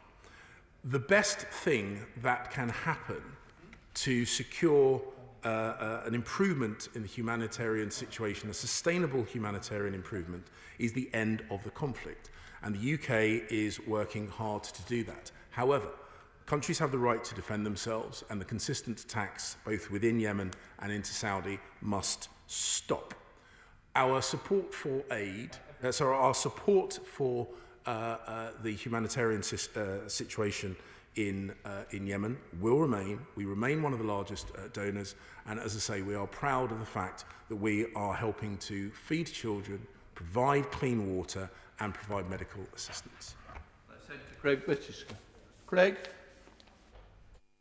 Thank you, Mr. Speaker. My right honourable friend will know that the UK is one of the biggest donors to the crisis in Yemen, committing well over £1 billion in UK aid since the conflict began back in 2015. But we all know that money alone is not enough. Does my right honourable friend agree that progress can only be made through international cooperation, with everyone playing their part to solve this crisis? My honourable friend is absolutely right. Money makes a difference. We recognise that, which is why we remain one of the most generous bilateral donors to the humanitarian appeal. But money itself will not bring about a positive conclusion to the situation in Yemen. That is the philosophy that underpinned the merger of the Foreign and Commonwealth Office and the Department for International Development, to ensure that our diplomatic efforts and our development efforts go hand in hand. I regularly, and my right honourable friend the Foreign Secretary, regularly raise the issues of this conflict with regional partners and others to work with the United Nations and the Special Representative Martin Griffiths to bring about a permanent conclusion to the conflict in Yemen, and we will continue to do so until that comes about. The other chair of the Select Committee, Sarah Champion. Sarah. Thank you, Mr. Speaker. Minister, what is the reason behind cutting the aid to Yemen by 60%? What impact assessment has been made on the cutting aid to those previously supported? And particularly, I'm thinking about the impact on women and girls, people with disabilities, and internally displaced people. Mr. Speaker, I will remind the honourable lady, who I have a huge amount of respect for, and the House, that, as I said in my speech, this represents a floor, not a ceiling. In every year previously, we have exceeded our initial pledging total, and we hope to be able to do so again in this situation. However, I will also remind the House that we face an unprecedented economic situation. My right honourable friend, the Prime Minister, the Foreign Secretary, the Chancellor, have all made it clear that this is a temporary reduction, and will seek to get back to the 0.7% as soon as the economic circumstances allow us to do so. We will continue our work on the international sphere to address the short-term issues of this humanitarian crisis, what we hope to be short-term issues of humanitarian crisis, whilst also putting the full weight of UK diplomatic efforts to trying to bring about a sustainable, peaceful solution to this conflict. Thank you, Mr. Speaker. Our £240 million worth of aid funding for Yemen this year will support at least 500,000 vulnerable people each month to help them buy food and household essentials, treat 55,000 children for malnutrition, and provide 1 million people with improved water supply and basic sanitation. can my right honourable friend reassure the House that he's stressing to the conflict parties that it is essential they allow this aid to reach those that it is intended to help? And does he agree that given these figures, that now is not the time to be reducing aid to those that we supply in Yemen who are in most need? Yeah. I recognise the points he makes about the totality of our aid spending, and we will have, my colleagues will have heard that. But we also very much support the point he's making about ensuring the aid gets to the people that is needed. That need it, and that we maintain humanitarian corridors, which is why we have spoken with the Houthis and others about ensuring those humanitarian corridors are maintained. To Jeremy Corbyn. Jeremy. Thank you, Mr. Speaker. The crisis in Yemen is wholly human-made. Thousands have died as a result of the war. Thousands of children have lost homes, lost schools, and poverty and starvation are the order of the day. Britain's record in this is appalling. Throughout this whole conflict, we've armed Saudi Arabia, knowing full well that those missiles are killing people in Yemen, and at the same time claiming to be the harbingers of peace by organising a resolution at the United Nations. Will the Minister make it very clear that all arms sales to Saudi Arabia will stop, and that Britain will be a determined partner in trying to bring about a peace process through a ceasefire as quickly as possible, and to build good relations with all countries in that region? Too many people have died. The conflict has gone on too long, and it simply has to stop, and we should be a party to ending the war, not promoting the war. Mr. Speaker, the right honourable gentleman speaks with an authoritative voice, particularly in Iran. And perhaps if he would also call upon the Iranian regime to no longer give lethal support to the Houthis, that might be a big step in the right direction to bring about a sustainable peace in Yemen. Speaker, there's a strong convention that before a government undertakes a policy which puts lives at risk, it gets prior approval from this House. You can't make a 50% cut in this budget without cutting into the crisis and healthcare support, thereby putting at least 100,000 children's lives at risk. Will my right honourable friend guarantee that before the budget votes are held next week, we can have a written statement giving a breakdown of the cuts made this year in the aid budget, and undertaking that no more cuts will be undertaken unless and until this House approves it? Yeah. Mr. Speaker, the convention that my right honourable friend refers to, I'm not completely sure is relevant in this situation. The Foreign Secretary has said before, we are looking very carefully at what is required by law. The legislation envisaged that 0.7% target may not be met in a particular year in light of economic and fiscal circumstances, and the legislation provides for reporting to Parliament in the event that the target is not met. The Government obviously intends to abide by the legislation.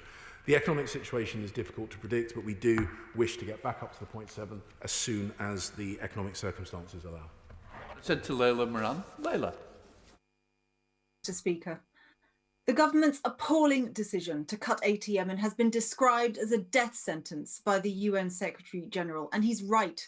This enormous cut in a year when 400,000 children under 5 might starve to death is not just heartless.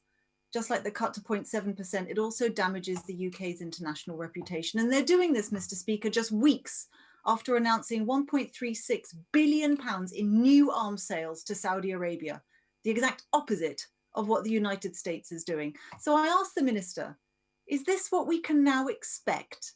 The UK government shrinking away from its commitments, leaving other, more compassionate countries to pick up the slack? Mr. Speaker, the Honourable Lady implies that expenditure is the only appropriate measure for compassion. And if that is the case, I think she should recognise that the UK is one of the most generous ODA donating countries in the world, in both absolute terms and relative terms, and therefore I would remind her that she and indeed the House should remain proud of the position the UK takes. However, I would also remind her and the House that we face unprecedented economic circumstances, and the quicker that those are resolved, the quicker we can get back to being the generous international aid donor that we all wish to be. Damien Green. Damien. Thank you, Mr. Speaker. The legislation allows the government to miss the 0.7% target by accident or in an emergency, but not to plan to miss it for an indefinite number of years ahead. So can my right honourable friend give a commitment today that further cuts won't be made until that necessary legislation promised by ministers to this House to enact this policy has been put to a vote so that this House can express a view? Mr. Speaker, I hear what the right honourable gentleman says. The Foreign Secretary, as I have said, is looking carefully at the requirements of the legislation, and I can assure him from this position in the dispatch box that the government is well able to listen to the mood of the House without the need for legislation in this issue. Hilary Benn. Hilary. Thank you very much indeed, Mr. Speaker. The ministers referred to the humanitarian aid that the UK has already given to Yemen, which we recognise, but I'm afraid he has failed today to explain why the government has now decided to cut that contribution by more than half. Doing the right thing in the past is not a justification for doing the wrong thing now. Yesterday, a Yemeni aid worker coordinating food aid distribution said this: "Children are dying every day here. It is not a moral decision to abandon Yemen." Why has the government done this when, for example, Germany, which is also facing the same unprecedented economic situation, to use his own words, has managed to pledge twice as much as the United Kingdom? Mr. Speaker, different countries at yesterday's pledging events put forward their pledges.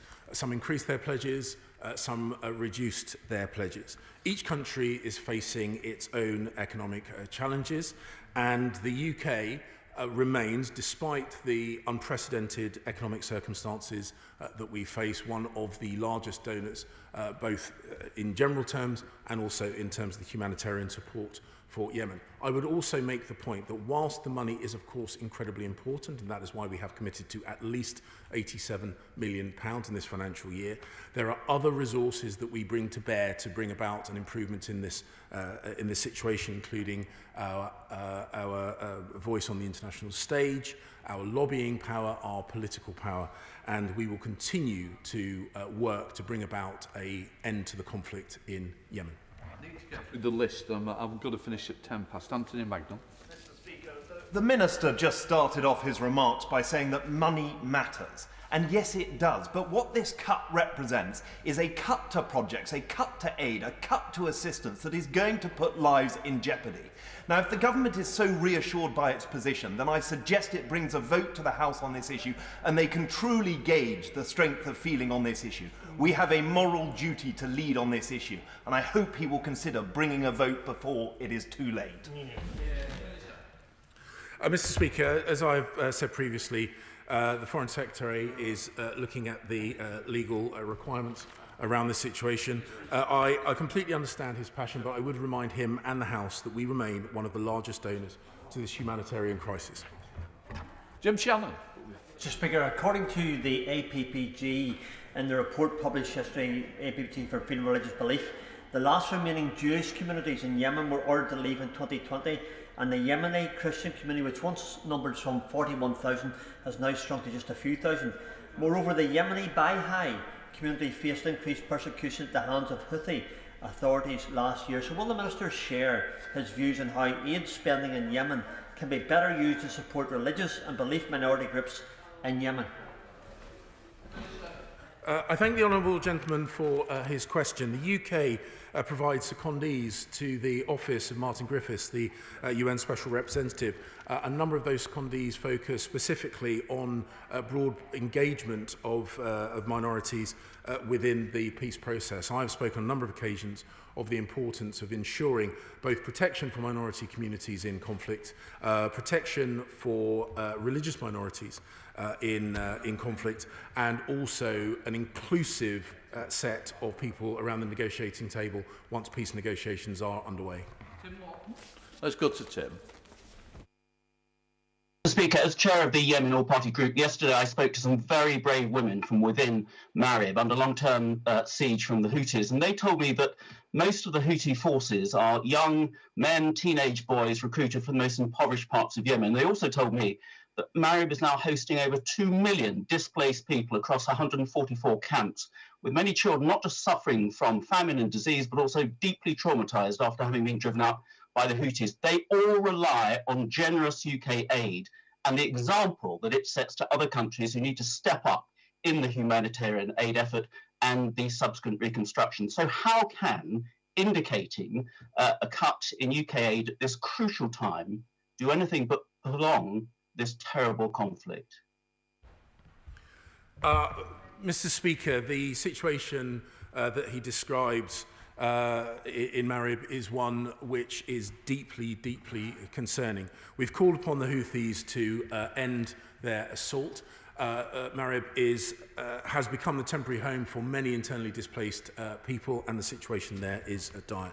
A number of people have mentioned about our support or our relationship with neighbouring countries, and of course defending Marib against this Houthi assault is part of the conversations we have, but ultimately the best thing we can do is bring about a swift end to this conflict.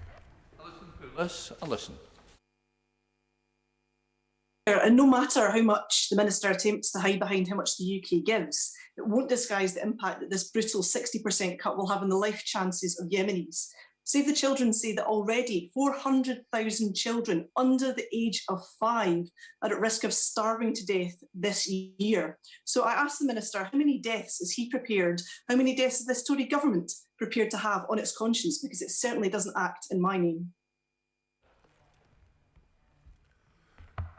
Mr. Speaker, the UK has consistently been one of the largest donors to humanitarian appeal, and our money is keeping people alive. We're very proud of that fact. The economic circumstances that we are currently living through has meant that we have to temporarily reduce the amount of money we are spending in overseas development assistance, but has been made clear by the Prime Minister, the Foreign Secretary, the Chancellor and others, as soon as the economic circumstances allow us to get back to where we were, we will do so. Vice Elwood. Speaker, the humanitarian crisis is terrible, as has been said, but there's also more international terrorist attacks organised from Yemen than anywhere else in the world. The Biden administration is rewriting its foreign policy towards Yemen. I can't think of a better opportunity to end this tragic civil war, but I'm not picking up a Yemen strategy that befits the strapline global Britain. Could I ask the Minister to match the political courage of our closest security ally in tackling the humanitarian crisis, cutting the arms exports, and also be ready to lead any peacekeeping force should the UN require it once a ceasefire is agreed? Mr. Speaker, Yemen remains one of the priority areas for the Foreign Commonwealth and Development Office. As I say, I spoke only yesterday with Martin Griffiths, and we discussed what further support the UK government can provide for his work to bring about a sustainable ceasefire. The House will have heard, indeed my government colleagues will have heard the suggestions he put forward, and we will consider all suggestions to bring about an improvement in Yemen, but at this stage I can't commit to the points he's made. Thank you, Mr. Speaker. The world's largest humanitarian crisis is getting worse. Blockades of ports and airports are restricting vital humanitarian and aid getting to the 80% of the population who need it. This year alone, 2.3 million children under the age of 5 face acute malnutrition. Cutting support as the country battles coronavirus and faces a cholera outbreak is callous and heartless. Can the Minister explain how this fits into the government's pledge to build a global Britain? Mr. Speaker, the Honourable Lady makes a very good point about access of humanitarian aid, and I'm very proud of the fact that the UK government has lobbied international partners to maintain those humanitarian access routes. We have also provided support in a technical manner to help assess the best way of distributing aid so that it gets to the people most in need, and we'll continue to provide not just financial support but also technical support to help the people of Yemen whilst also working to bring about a conclusion to this conflict. To David Mundell. David. Thank you, Mr. Speaker.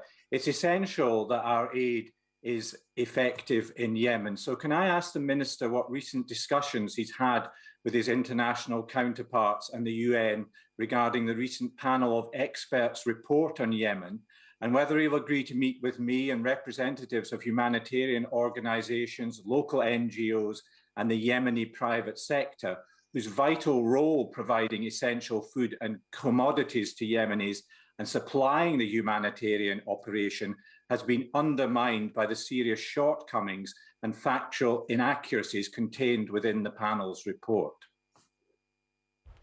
I thank my right honourable friend for the point he's made today, and also the correspondence that we've exchanged on this very important issue. We are well aware of the allegations made in the panel of experts' most recent report, and they are significant and concerning.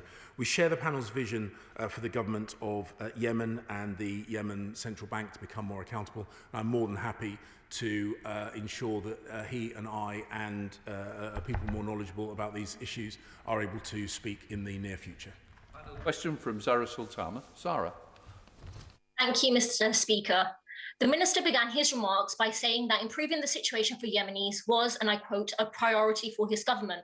How he can say that with a straight face, I do not know.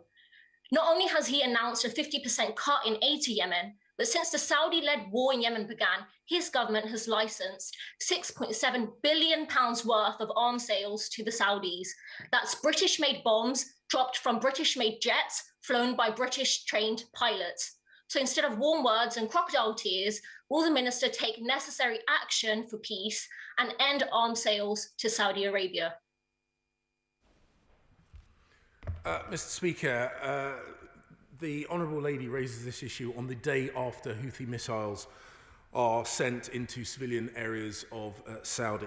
The Kingdom of Saudi Arabia seeks to defend itself against such aggression, as every country in the world has the right to do. Our arms export regime is robust, and the best thing that we can do, as I say, to help the people of Yemen is to encourage all the parties, both within Yemen and regional partners, to bring this conflict to an end. I'm suspending the House for 2 minutes to enable the necessary arrangements for the next business to be made. Order.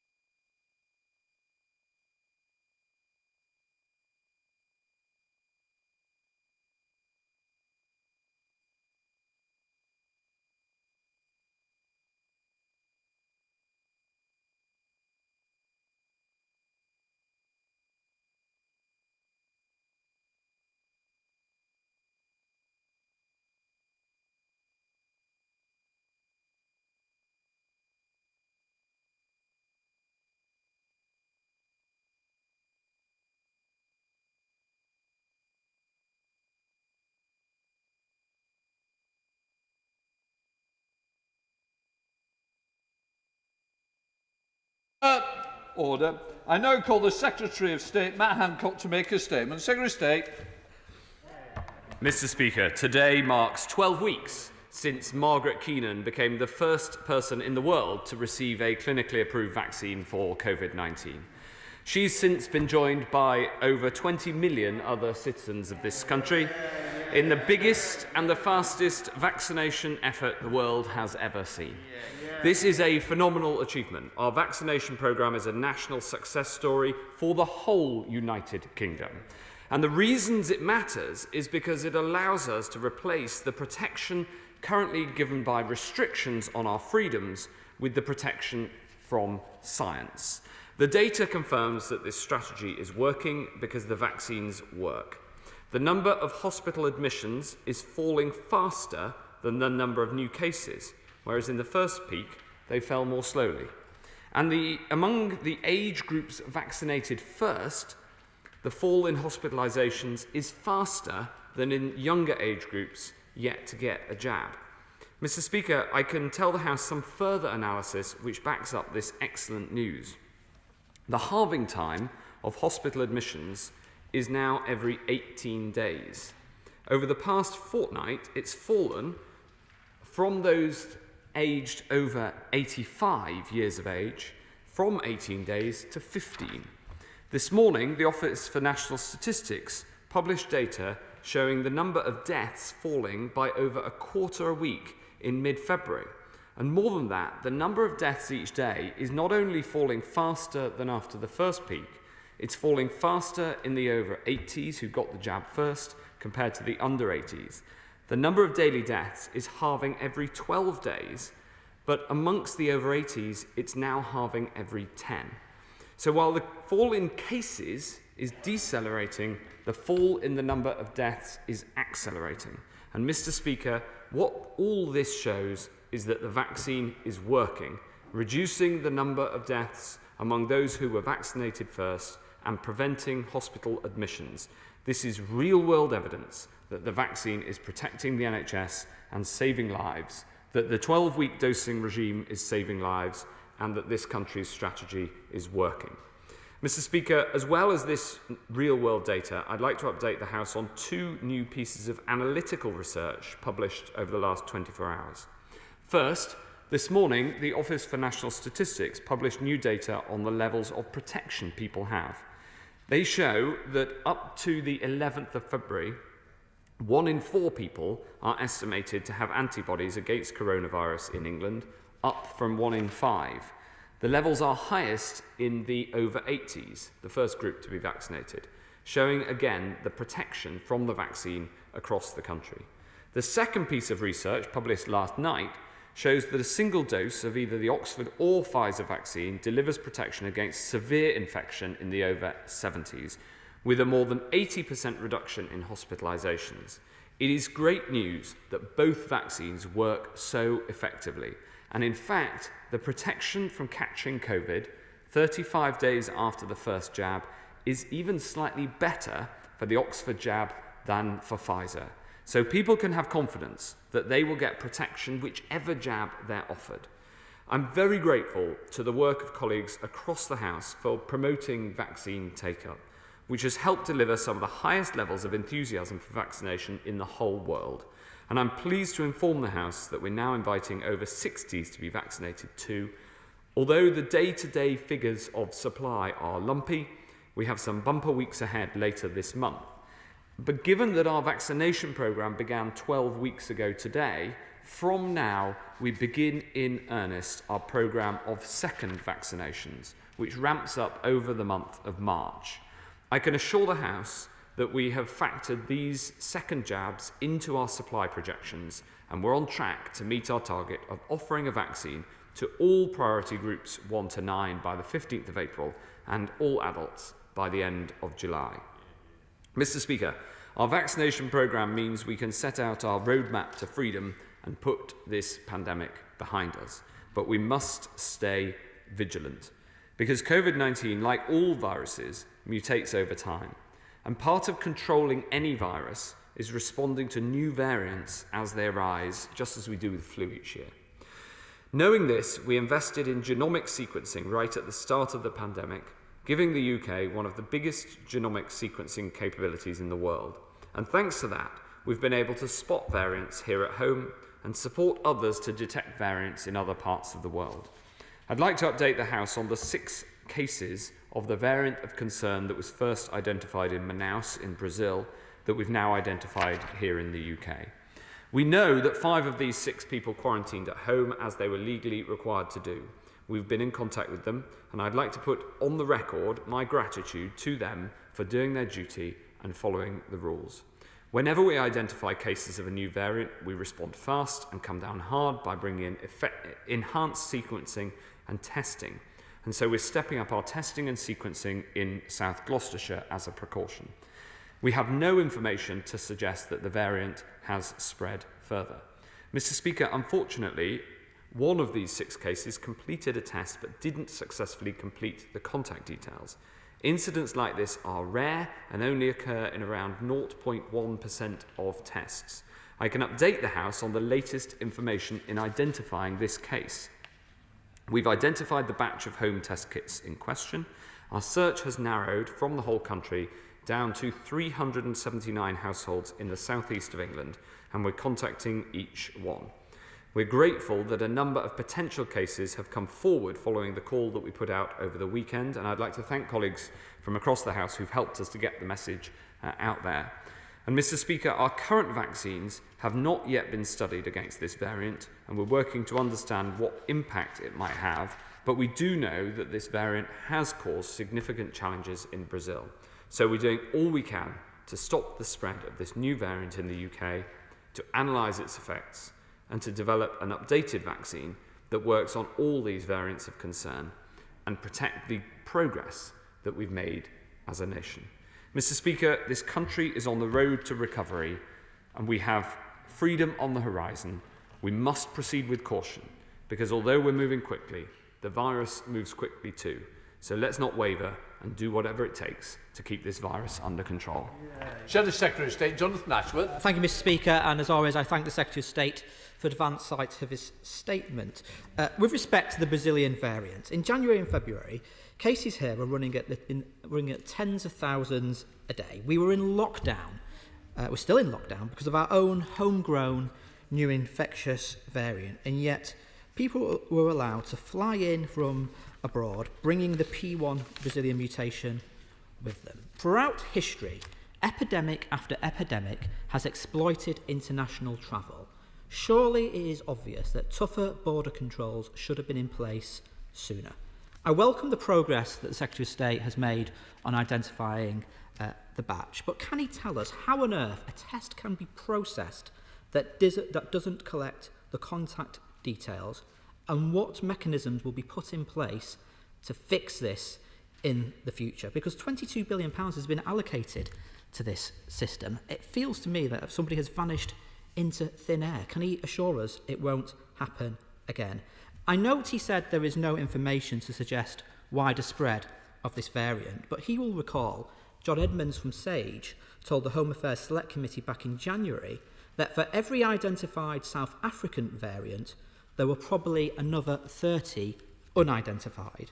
Can he tell us if he has received any estimates on the number of unidentified cases that are in the wider community? Now, Mr. Speaker, I welcome the tremendous progress that has been made, both on vaccination and on driving infection rates down. It is a testament to the NHS and everybody involved in the vaccination programme, and a testament to everybody who is playing their part in this lockdown. But we also know that the virus can quickly rebound. We know that mutations could evade vaccination. We know we're in a race against evolution. So we have a long way to go, because nowhere, to be frank, is COVID safe until everywhere is COVID safe. And none of us want to yo-yo in and out of lockdowns. So can he guarantee that the lockdown easing will absolutely be based on data, not dates, as promised, and that the assessment time between each step isn't compromised? Now, I welcome the extra surge testing, but what is the current time frame for genetic sequencing? How can it be speeded up? Now, overall trends are coming down, that is welcome, but infections in some areas remain stubbornly high. The national average is 100 cases per 100,000. In Leicester, my city, it's one of the highest in the country though. Infection rate is 222 per 100,000. In Ashfield, the infection rate is 246 per 100,000. In Hyndburn, infection rates have increased to 162 per 100,000. In Oby and Wigston, it's gone up. In Watford, it's gone up. In Worthing, it's gone up.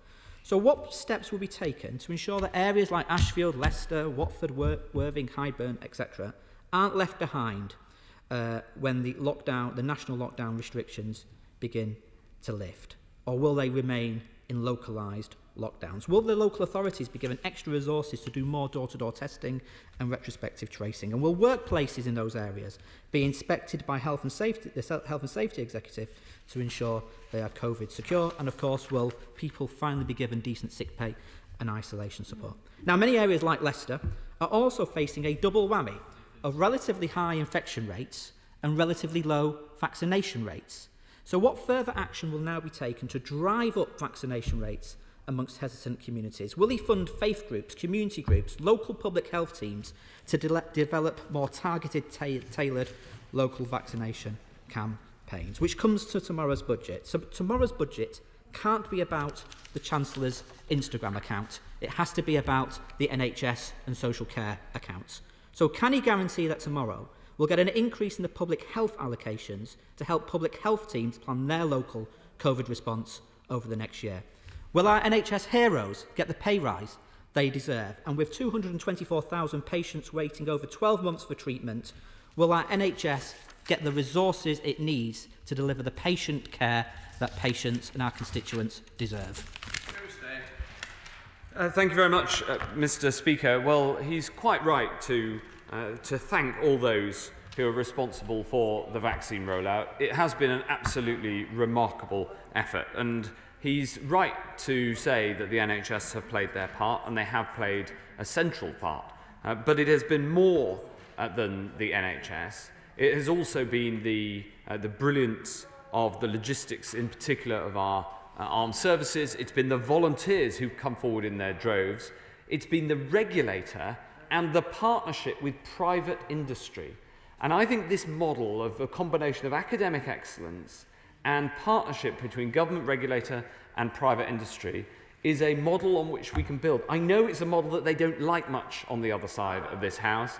He says to me he likes it. We always knew that he's misplaced over there. His problem is that sometimes his rhetoric is aimed more at his backbenches than what he thinks is right up here. But I just urge him to listen to his own conscience, and to back us and back the businesses who are making this vaccination rollout happen, and to put that support into practice. He asked about sequencing, again done by a brilliant combination of academics, government and private businesses.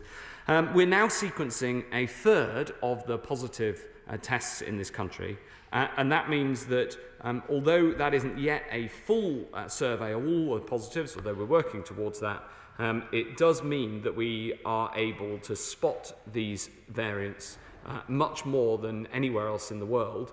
We currently provide around 40% of the total global sequences of this disease, of this virus, and that is and we're driving up that sequencing capacity. He asked about increasing the uptake of vaccination. He's quite right to, and we are working with faith groups and local directors of public health and others. And councils have got a very important role to play alongside pharmacists and of course GPs in increasing the vaccination uptake. But the vaccination uptake has been very, very high, higher than I expected, and I'm really thrilled about that. He asked finally about making sure that the roadmap follows data, not dates. We have rigorously set out the gap between the steps to ensure that we can see the effect of one step before we take the other. That is with the goal of having this roadmap as a one-way route out of restrictions so that we can all get back to the freedom that we crave. We now go to the Chair of the Health Select Committee, Jeremy Hunt. Thank you, Madam Deputy Speaker. And can I congratulate the Health Secretary on the brilliant progress of the vaccine rollout, which is a personal achievement for him as well as a collective achievement for the government. And also thank him for the transparency in that programme and indeed transparency on the risks of the new Brazilian virus. I'd like to ask him about transparency in another area, which is the new integrated care systems he's planning in his white paper. And the concerns expressed by the Nuffield Trust, the King's Fund, the Health Foundation, NHS providers at this morning's Health Select Committee about the lack of detail on just how the public will know how well their local ICS is doing. Sir Robert Francis told the committee that he favoured asking the CQC to Ofsted rate the new ICSs, and I just wonder whether he thinks that might be a solution to this accountability issue. Thank you very much, Madam Deputy Speaker. And transparency has played a vital role in our approach to responding to this virus, and I think that is an important lesson from it that should be heeded globally.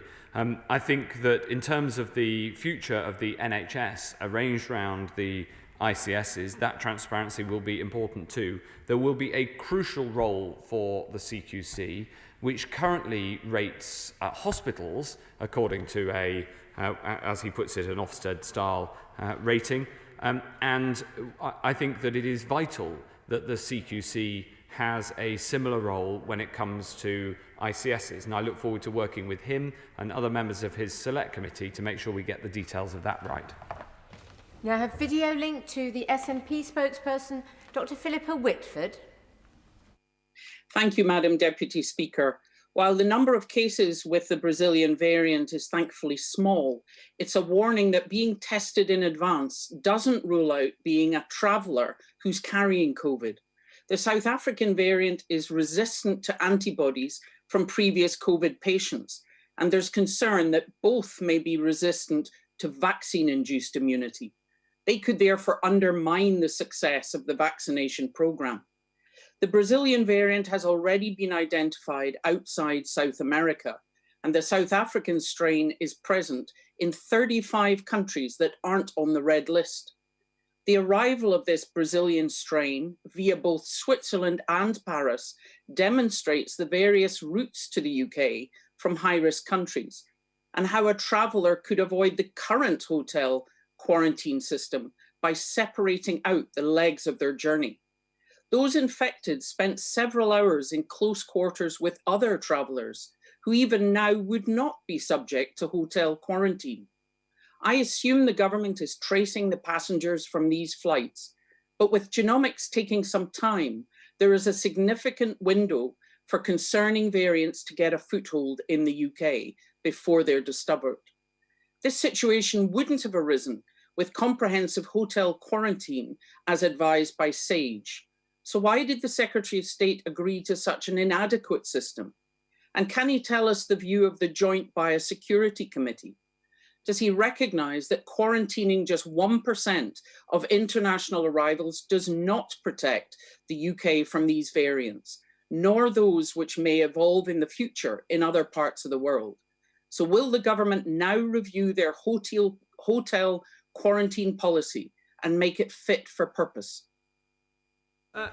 Madam Deputy Speaker, the Honourable Lady is completely wrong and she knows it. There is a quarantine in place for 100% of arrivals as passengers in this country.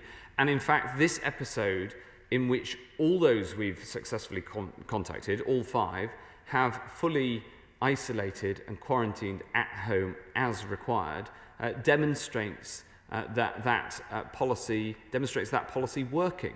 Now, we have further strengthened it and introduced hotel quarantine, and that will no doubt give further reassurance. But the characterisation that she gives out is wrong, and some of the description of the organisations involved is wrong as well. I'm very happy to ensure she gets a private briefing so that she can understand the situation in future. Now I have a video link to Pauline Latham. Thank you, Madam Deputy Speaker. Could I congratulate my right honourable friend for the rollout of the vaccine and for the use of the sure screen tests, which are brought local to me. The pressure on the NHS due to coronavirus has caused the cancellation of thousands of elective operations. can my right honourable friend inform me what plans he has to ensure that hospitals catch up on cancer diagnosis and care and cardiothoracic diagnosis and surgeries, and how fast he expects to progress this? Thank you very much. My honourable friend makes two critical points. The first is that the manufacture and the purchasing of British-made tests is an incredibly important project. And I want to thank SureScreen in her constituency, who have worked very closely with us over a number of months to get a product that we can all be very, very proud of, made in Britain, to test people in Britain to help break the chains of transmission and control this virus. And I'm very grateful for her personal work in that regard. I also agree on the importance of the second point that she makes. In the spending review, £1 billion was put aside for the recovery of elective operations, as well as £500 million for recovery of mental health services. And this is absolutely crucial in cancer and all of the different elective areas, including cardiothoracic, as she set out. We'll be publishing further details of this recovery programme soon. At the moment, the NHS is just exiting a stage of very, very significant pressure. There are still over 10,000 people in hospitals with COVID. So there's still significant pressure, and we need to make sure that the staff and the team get some R&R, but then the next year will be all about that recovery that she talks about. The money's been allocated, and then we need to get on with it. We now go to the Chair of the Home Affairs Select Committee, Yvette Cooper. Thank you, Madam Deputy Speaker. The Brazil variant cases arrived a month after I raised this issue with the Prime Minister, and they show the problems from delays, but also the limitations of the pre-travel tests that didn't catch these cases. Even now, 99% of the 15,000 daily arrivals are not covered by hotel quarantine, and most people can still travel home from the airport by tube, train, or even plane, mixing with others, as some of these travellers did, without being tested on arrival in the UK. So why is the government still refusing to introduce additional tests on arrival and still allowing international passengers to travel onwards on UK public transport? Does he not recognise that these gaps in the system will let more new variant cases spread? These cases would be caught by the new hotel quarantine policy. When she talks about the need for more testing, we've introduced tests on day 2 and day 8 to make sure that we can keep everybody who arrives as a passenger into the UK under the necessary level of surveillance. Video link to Bob Blackman. Thank you very much, Madam Deputy Speaker. My right honourable friend will be well aware that my constituency is an extremely diverse constituency in terms of its racial and religious makeup. And also our National Health Service staff have done a brilliant job on keeping up the fantastic vaccination rate during this period. However, we are still having to combat the anti-vax type propaganda that's going out. So what action is my right honourable friend going to take to ensure that people get the truth about the wisdom of taking the vaccine, regardless of what race, religion or of cultural background you come from? Madam Deputy Speaker, it's an incredibly important question, and I pay tribute to the work that my honourable friend has done in getting this message out there. And in Harrow, we're vaccinating in mosques, we're vaccinating in temples, we're vaccinating in GP surgeries, and it is a critical part of the rollout to ensure the message gets to everybody that this vaccine is safe and it works. And it's no good just me saying that, but we want to and we are engaging leaders of all communities, faith leaders, of people who have strong voices in their communities, and critically ensuring that people feel as much as possible that the vaccination effort is accessible to them. It is on us to make sure that the vaccines are easy to get hold of and that people get answers to any reasonable questions that they may have. And I look forward to working with him further on delivering this across Harrow and the whole of the country. Video link to Munira Wilson. Thank you very much, Madam Deputy Speaker. I'm sure the Secretary of State will agree with me that every hour is vital in tracking down new positive cases, particularly new cases of new variants. So could the Secretary of State explain why it is that the eye-watering £22 billion that has been spent on the test and trace system, that it doesn't track each and every test that is sent out based on the unique code on every test? Surely this would help close in the net on positive tests much quicker than the public calls for help we've seen over the last few days, when that vital information is missing when each test is returned. Madam Deputy Speaker, I'm not sure you were in the chair when I addressed this precise question in my statement. This not having the contact details happens in about 0.1% of tests.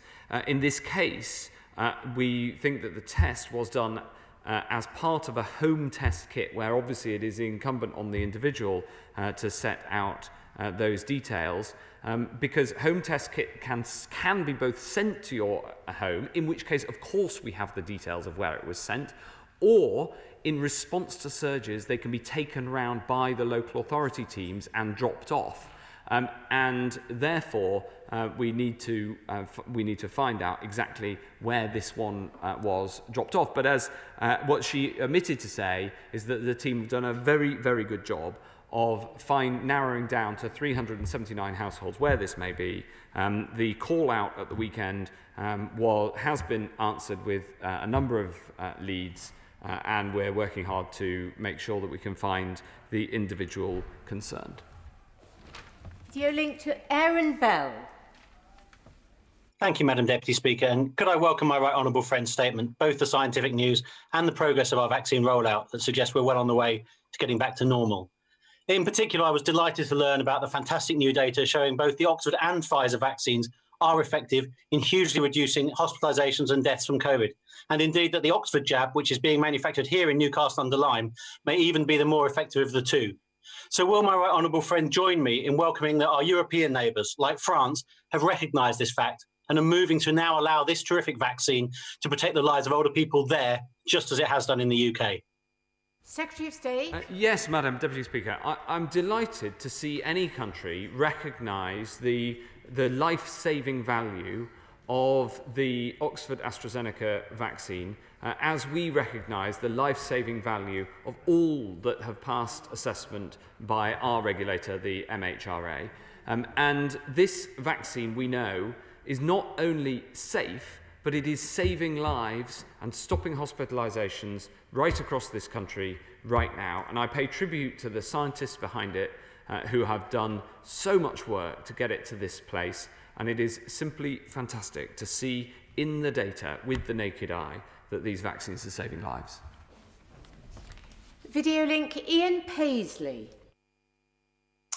Thank you, Madam Deputy Speaker. And can I also congratulate the Secretary of State for having the temerity and the leadership to identify early on that the vaccination and getting a good vaccine was the way ahead. And here we are, very much leading the way for not only Europe, but indeed for the world. And indeed, a few weeks ago, the Irish government themselves and Europe tried to actually steal vaccines out of the arms of people in Northern Ireland because they were so jealous of how good the United Kingdom was doing.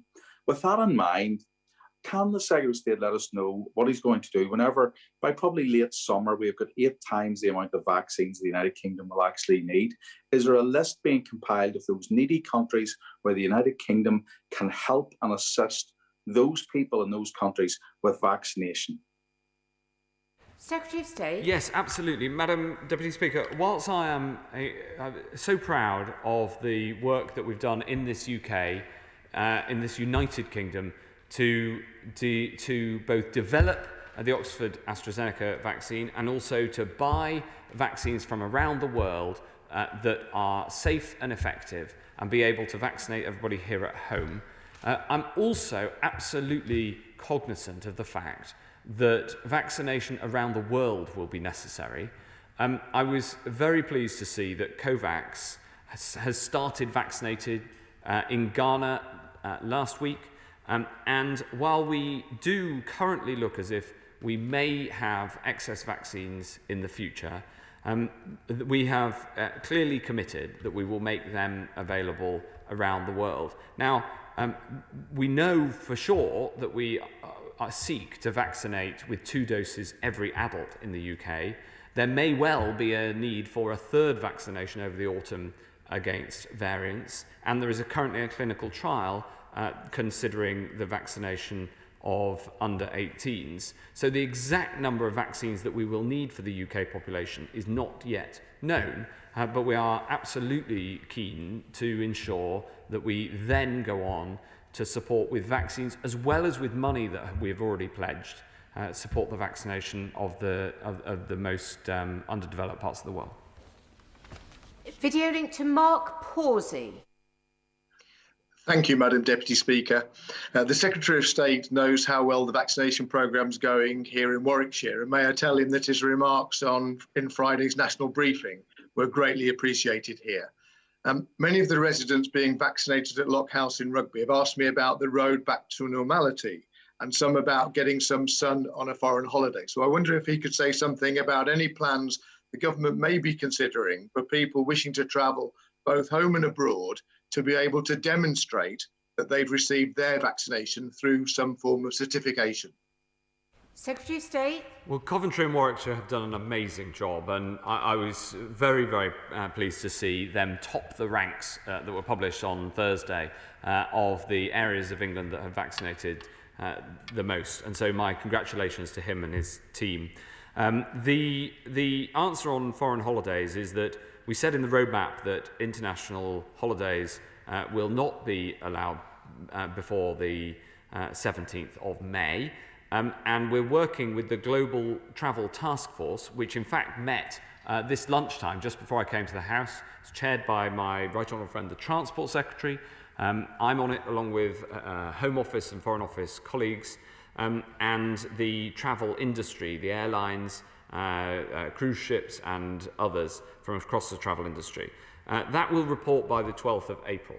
Now, the challenge is that whilst last year international travel restrictions were about restricting the number of cases due to high prevalence elsewhere when the prevalence here was low, we also now have to take into consideration the risks from variants of concern, and therefore more understanding about the impact of vaccines on variants of concern, like the variant first discovered in Manaus in Brazil that we were talking about earlier. More information about that is critical to answering the question of when we'll be able safely to reopen international travel. Video link to Florence Eshalomi. Thank you, Madam Deputy Speaker. I received some welcome news this morning that Lambeth's local COVID vaccination team is one of the highest performing teams in the country. Our local CCG reports that 85% of people over 75 have now been vaccinated and 89% of residents in care homes. And here in Vauxhall, we've had to implement the surge testing operation in the past few days because of the case of the South African variant that was discovered locally. This is all down to the tireless efforts of our primary care workers, our nurses, GPs, pharmacies, along with an army of volunteers. But I'm concerned that despite this heroic effort, there is still some misinformation and vaccine hesitancy. Does the Secretary of State agree with me that more needs to be done to counter this misinformation and support vaccine roll-up and take-up amongst our BME communities? Secretary of State. Yes, I do, Madam Deputy Speaker. And I want to add one to the long list of people who the Honourable Lady rightly thanked in Lambeth for the incredible work of getting take-up as high as 85% amongst the over 75s. And that's her. She has played a personal leadership role, and I thank her for that and pay tribute to it. There is still a lot of work still to do, and I hope that we can keep working together on it. Video link to Jane Stevenson. Thank you, Madam Deputy Speaker. The pace and scale of the vaccination programme has been incredible, and we owe a debt of thanks to everyone involved. In Wolverhampton, we've kept pace by using a variety of locations, including our leisure and community centres. As we all look forward to restrictions ending, I hope these public buildings will be returned for leisure and community use. For how long does the Secretary of State predict we will need a mass vaccination programme, and with the potential need for a rolling programme of booster injections or vaccinations against new variants, what infrastructure is being planned so we can protect our entire population for as long as is necessary without overburdening our NHS? Secretary of State. My honourable friend raises a very important point. Free the leisure centres. They are being used, many of them are being used as vaccination centres now, but I like her, look forward to the day when they can be used for the purpose they were built, as leisure centres. And so it is important that should we need a continued vaccination programme, for instance, over the summer and into the autumn, as seems likely, that we will have to move to more permanent places or places that are free to be used as vaccination centres over that period. In fact, that has already started to happen. We've already started to move some of our both testing and vaccination centres to more semi-permanent sites to free up the original sites that we often started with because we needed things to move incredibly quickly. So that is an important consideration. It is frankly best done as close to the local area as possible. So it's best that I don't get involved in each individual one. I'm absolutely certain that the NHS in Wolverhampton is far better placed to make these sorts of decisions than I am from this dispatch box, Madam Deputy Speaker. But I hope that they'd keep my honourable friend informed. Video link to Daniel Zeitner. Thank you, Madam Deputy Speaker. I'm afraid data, not dates, clearly hasn't worked because people have quite understandably just focused on the dates.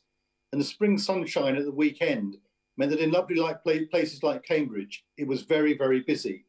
So is the government now going to make a precautionary adjustment, or with hospital numbers still so high, take a chance and risk running the NHS into the ground? Secretary of State. No. Dr. Julian Lewis. Given that we believe in people taking responsibility for their own actions, will my right honourable friend confirm that the refusal of a minority to accept vaccination is no reason to delay the lifting of restrictions on society as a whole? Secretary of State. I think this is an important point. We do not have mandatory vaccinations in this country. We do encourage as much uptake as possible, but with uptake levels well into the 90s amongst those groups who've been offered, it is clear that we will be able to get very, very high levels of coverage and therefore lift restrictions, and I hope that we'll be able to lift restrictions on the basis of the dates in the timetable set out. But as per my answer earlier, we will also monitor the data of the impact in between each one. Video link, Mohammed Yassin. Thank you very much, Madam Deputy Speaker. Anita Barker, the head teacher of Scott Primary in Bedford, is doing all she can to keep her school safe and open. But she knows more can be done and wants her staff to be vaccinated. I understand the JCVI's reasoning on priority, but we have already made a special case for our schools. The whole success of the roadmap hinges on schools going back safely. So does the Secretary of State have political will to do all he can to prevent further school closures? And does he recognize that means vaccinating school staff as soon as possible? Deputy Speaker, I'm very, very happy to ensure that as much as possible, school staff are vaccinated whenever they possibly can be within the JCVI categorisations. But we do have to follow the clinical advice on this because there is no evidence of teachers being worse affected by COVID than other professions. And I think it's incumbent on us all to ensure that the message gets across that this order, this prioritisation, the order of the queue, so to speak, is based on the best clinical advice as to how to save most lives most quickly. And I'm sure that's something in which everybody wants to share. Chris Grayling. Thank you, Madam Deputy Speaker. Can I again congratulate my right honourable friend on the 20 million milestone? It is a fantastic achievement for everybody involved. But could I probe him on the question of outdoor transmission? It's been quite clear in the last few days that the level of adherence to the rules has dropped in outdoor settings. Has his research shown that there is genuinely an issue around the transmission of the virus outdoors? And have we actually seen any significant incidents of widespread transmission in outdoor settings? The clinical advice on this is that outdoors is safer than indoors, that the likelihood of transmission outdoors is much lower, but particularly in crowded outdoor areas, it is not nil. And so hence the roadmap is based on opening up outdoors sooner, but people should still follow social distancing and of course should follow the rules. But it does mean that come the 29th of this month we are able to make that step in terms of opening up outdoors first. Video link Martin Day. Thank you, Madam Deputy Speaker. The Scottish Health Protection teams are having to trace all the people who travelled on the plane to Aberdeen. And there must be similar risks and concerns in England given the travel through London. Of course, there are no passenger lists for anyone who had onbound travel by train. So does the Minister not agree, therefore, with me that it's a matter of urgency that his government changes policy to reduce the risk of importing further and more dangerous variants? Secretary of State. Well, of course, since the six under discussion with the variant of concern first found in Brazil travelled here, since they travelled here, we have introduced further strengthening at the border, the hotel quarantine, and I think the best approach here would be a UK-wide one. I discussed that with my colleagues in the devolved administrations, and I think it would be. I look forward to a time when we're able to have an aligned policy. Andrew Jones. Thank you, Madam Deputy Speaker. The constituency data released by Public Health England last Friday showed that over 30,000 people in Harrogate and Esborough had had their first dose of the vaccine. Now, this is fantastic local performance, alongside the stunning national performance, reflects the expertise, determination and teamwork of many people, and I'd like to put on record my gratitude to them. Can my right honourable friend confirm that we're on track to give everyone their second dose of the vaccine within 12 weeks of the first? Secretary of State. Yes, we have the vaccines available, and local areas need to know that the vaccines will be delivered to them in order for them to meet their scheduled commitments for those second jabs. The logistics of the second jab is actually slightly more complicated than the first jab, because you need to make sure that the right person gets the right vaccine at the right date. And so there's a huge amount of work underway as that programme starts, today being 12 weeks to the day since the vaccination programme as a whole started. So that work is underway. But can I just put on the record, Madam Deputy Speaker, my thanks to the team in Harrogate, who've done an amazing job vaccinating over 30,000 people, more than the national average, if my memory serves me correctly. And can I thank my honourable friend for his leadership in Harrogate, for supporting the team there to make this happen. Video link to Clive Efford. Thank you, Madam Deputy Speaker. The rollout of the vaccines by the NHS and the efficacy of the vaccines is to be celebrated, and I congratulate everybody involved. However, the UK has the highest mortality rate per capita of any major country. Given that the government maintains that it has consistently followed expert scientific advice, how soon does the Secretary of State think we should review that scientific advice and the decisions of the government that were based upon that advice, so that we can learn the lessons of the past year as soon as possible? Secretary of State. Madam Deputy Speaker, we're constantly learning. Like the asymptomatic transmission of this virus. We're constantly learning about the way that it mutates, about what works effectively against it, and then we update policy according to what we learn. The nature of science is a matter of constantly learning against as new facts come to bear, and you don't wait until after a pandemic to learn. You learn all the way through it. Video link to Ruth Edwards. Thank you, Madam Deputy Speaker. I congratulate my right honourable friend on the pace of the vaccine rollout and welcome the good news about the sharp decline in hospital admissions and deaths amongst vaccinated groups. Does he agree with me that this provides real hope that we will be able to end social distancing along with other restrictions from the 21st of June? Secretary of State. Yes. Video link, Stella Creasy. Thank you, Madam Deputy Speaker. I know that the Secretary of State shares my concern that not every community is as confident as others about taking up the vaccine, and that is why I know he will want to congratulate my local doctors and PCN networks and the local church leaders in Walthamstow who led a vaccine clinic last week in our community to help support the Black and ethnic minority residents to take up the vaccine. He will also want to congratulate my doctors on being one of the highest performers in terms of getting people to have their vaccine in the country. Will he meet with me to discuss what we can learn about this community-led approach to vaccination and how we can do more to help them in the outreach work to bridge that gap between different communities in our country so that nobody is left behind in this health challenge? Secretary of State. Yes, I think this is one of the Honourable Lady's campaigns that we can all get behind. She's quite right to raise the work that's being done in Walthamstow, which is very impressive. And I'll arrange a meeting between her and Minister Zahawi, the vaccine rollout minister, to see what we can learn and see what we can replicate. Sir Edward Lee.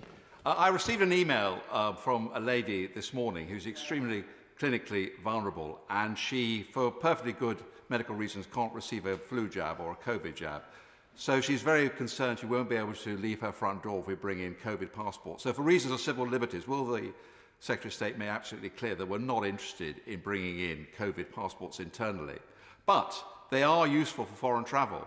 And I say to the shadow spokesman that with the benefit of hindsight, perhaps we should have introduced a hotel quarantine system much sooner. But can the Secretary of State make clear that he will resist the travel lobby, he will absolutely upfront and be honest with people and say it's very unwise to book summer holidays now. There may be these mutants. It's better just to hold off. I think people accept the government being tough as long as the government is consistent, particularly on foreign travel. Secretary of State. Thank you very much. If I address each of his questions in turn, Madam Deputy Speaker. The point about certification is an important one.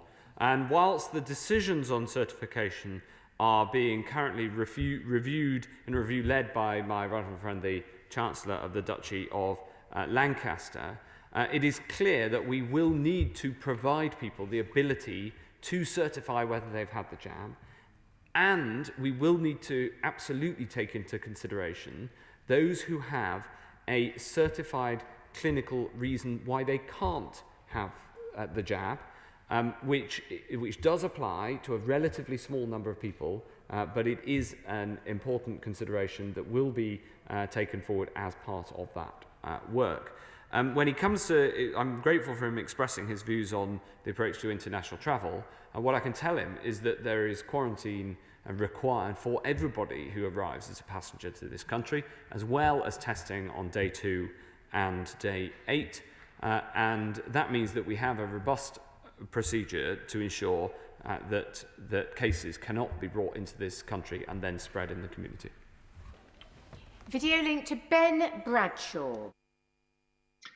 With COVID rates in Devon now down to just 31 per 100,000, and with all the vulnerable groups due to have been vaccinated by the end of this month, what will be the justification for keeping my constituents locked down and local businesses closed through Easter and beyond because rates somewhere else happen to be higher? Secretary of State.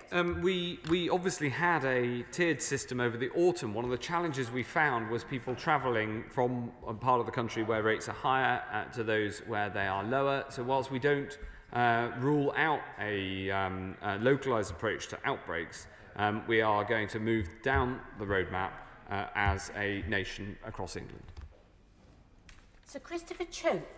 Madam Deputy Speaker, people understand figures more than percentages. So can I ask my right honourable friend, how many people have been admitted to hospital who have already had a vaccine for at least 3 weeks in England?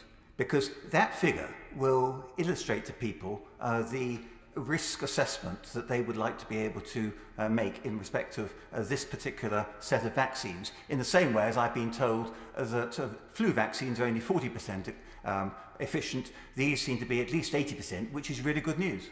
Secretary of State. These I don't have the figures to hand specifically, but the MHRA, the regulator, regularly publishes what are called these adverse events when somebody still has a problem with coronavirus, having had the vaccine or a response to the vaccine. And I will ensure that whether MHRA or Public Health England, the appropriate body, publishes both in terms of number and in terms of percentage. Video link Hywel Williams. Thank you, Madam Deputy Speaker. The COVID testing package reservation form for international travellers from red list countries into England requires proof of purchase of 2 COVID-19 tests before they can travel on to England and to Scotland. However, there is no reference to Wales on the form. Can the Secretary of State assure me that this is an oversight which will be remedied immediately, and that international travellers from England continuing on to Wales are indeed required to comply with the testing and quarantine rules? Secretary of State. Yes, all international passengers are required to comply with the rules, and I will write to the honourable gentleman to set out either why the system is is done in that way, or to tell him that it's been rectified if that's what's needed. It's the first time I've heard of that particular issue. Steve Brine.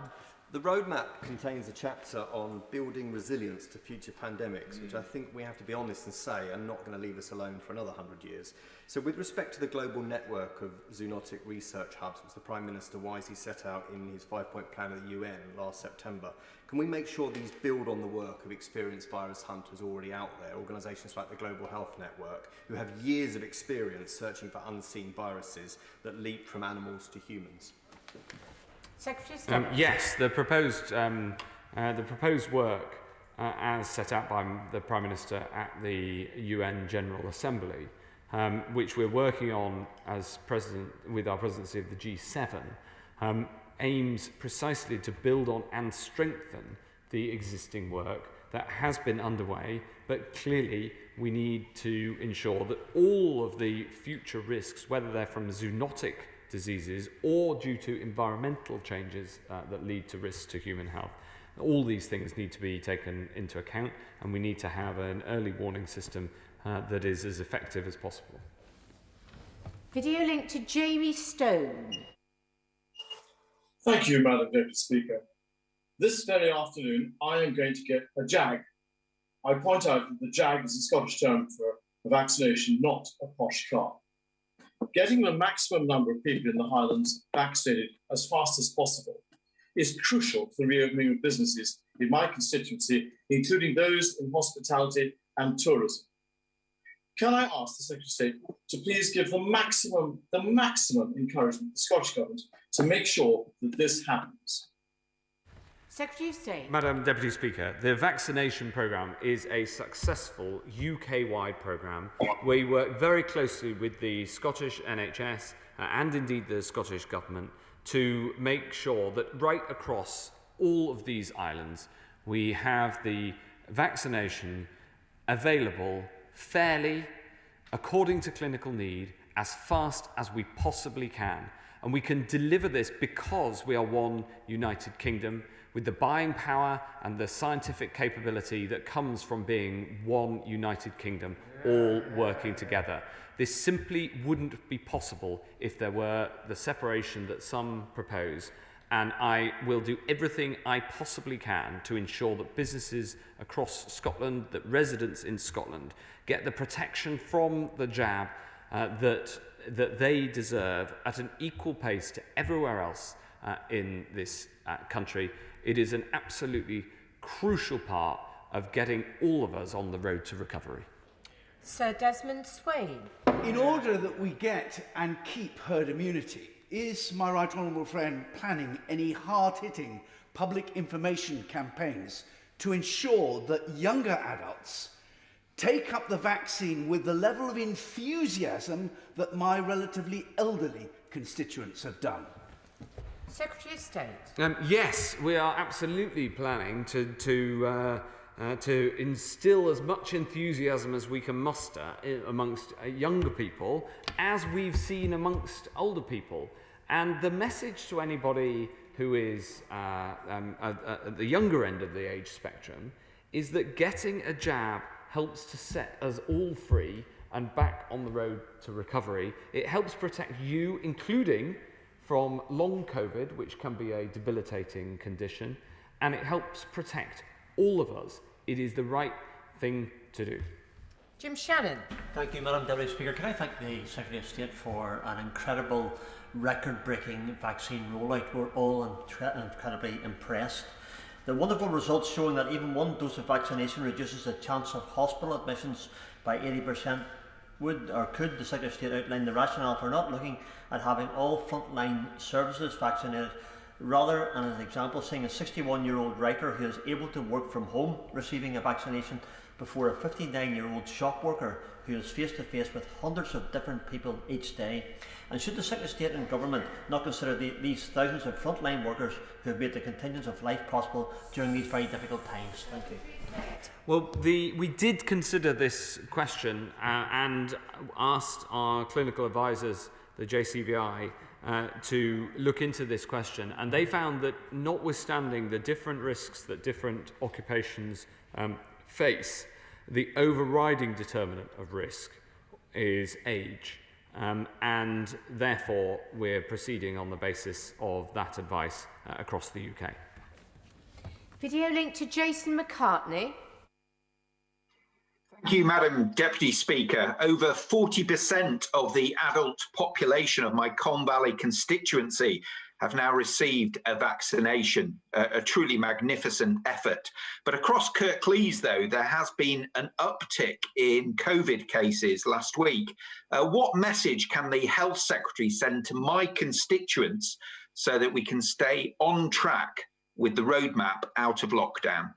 Secretary of State. Thank you very much, Madam Deputy Speaker. I'm very grateful to my honourable friend for asking this question, because we have seen in a minority of areas a small increase in the number of cases, and it does include Kirklees.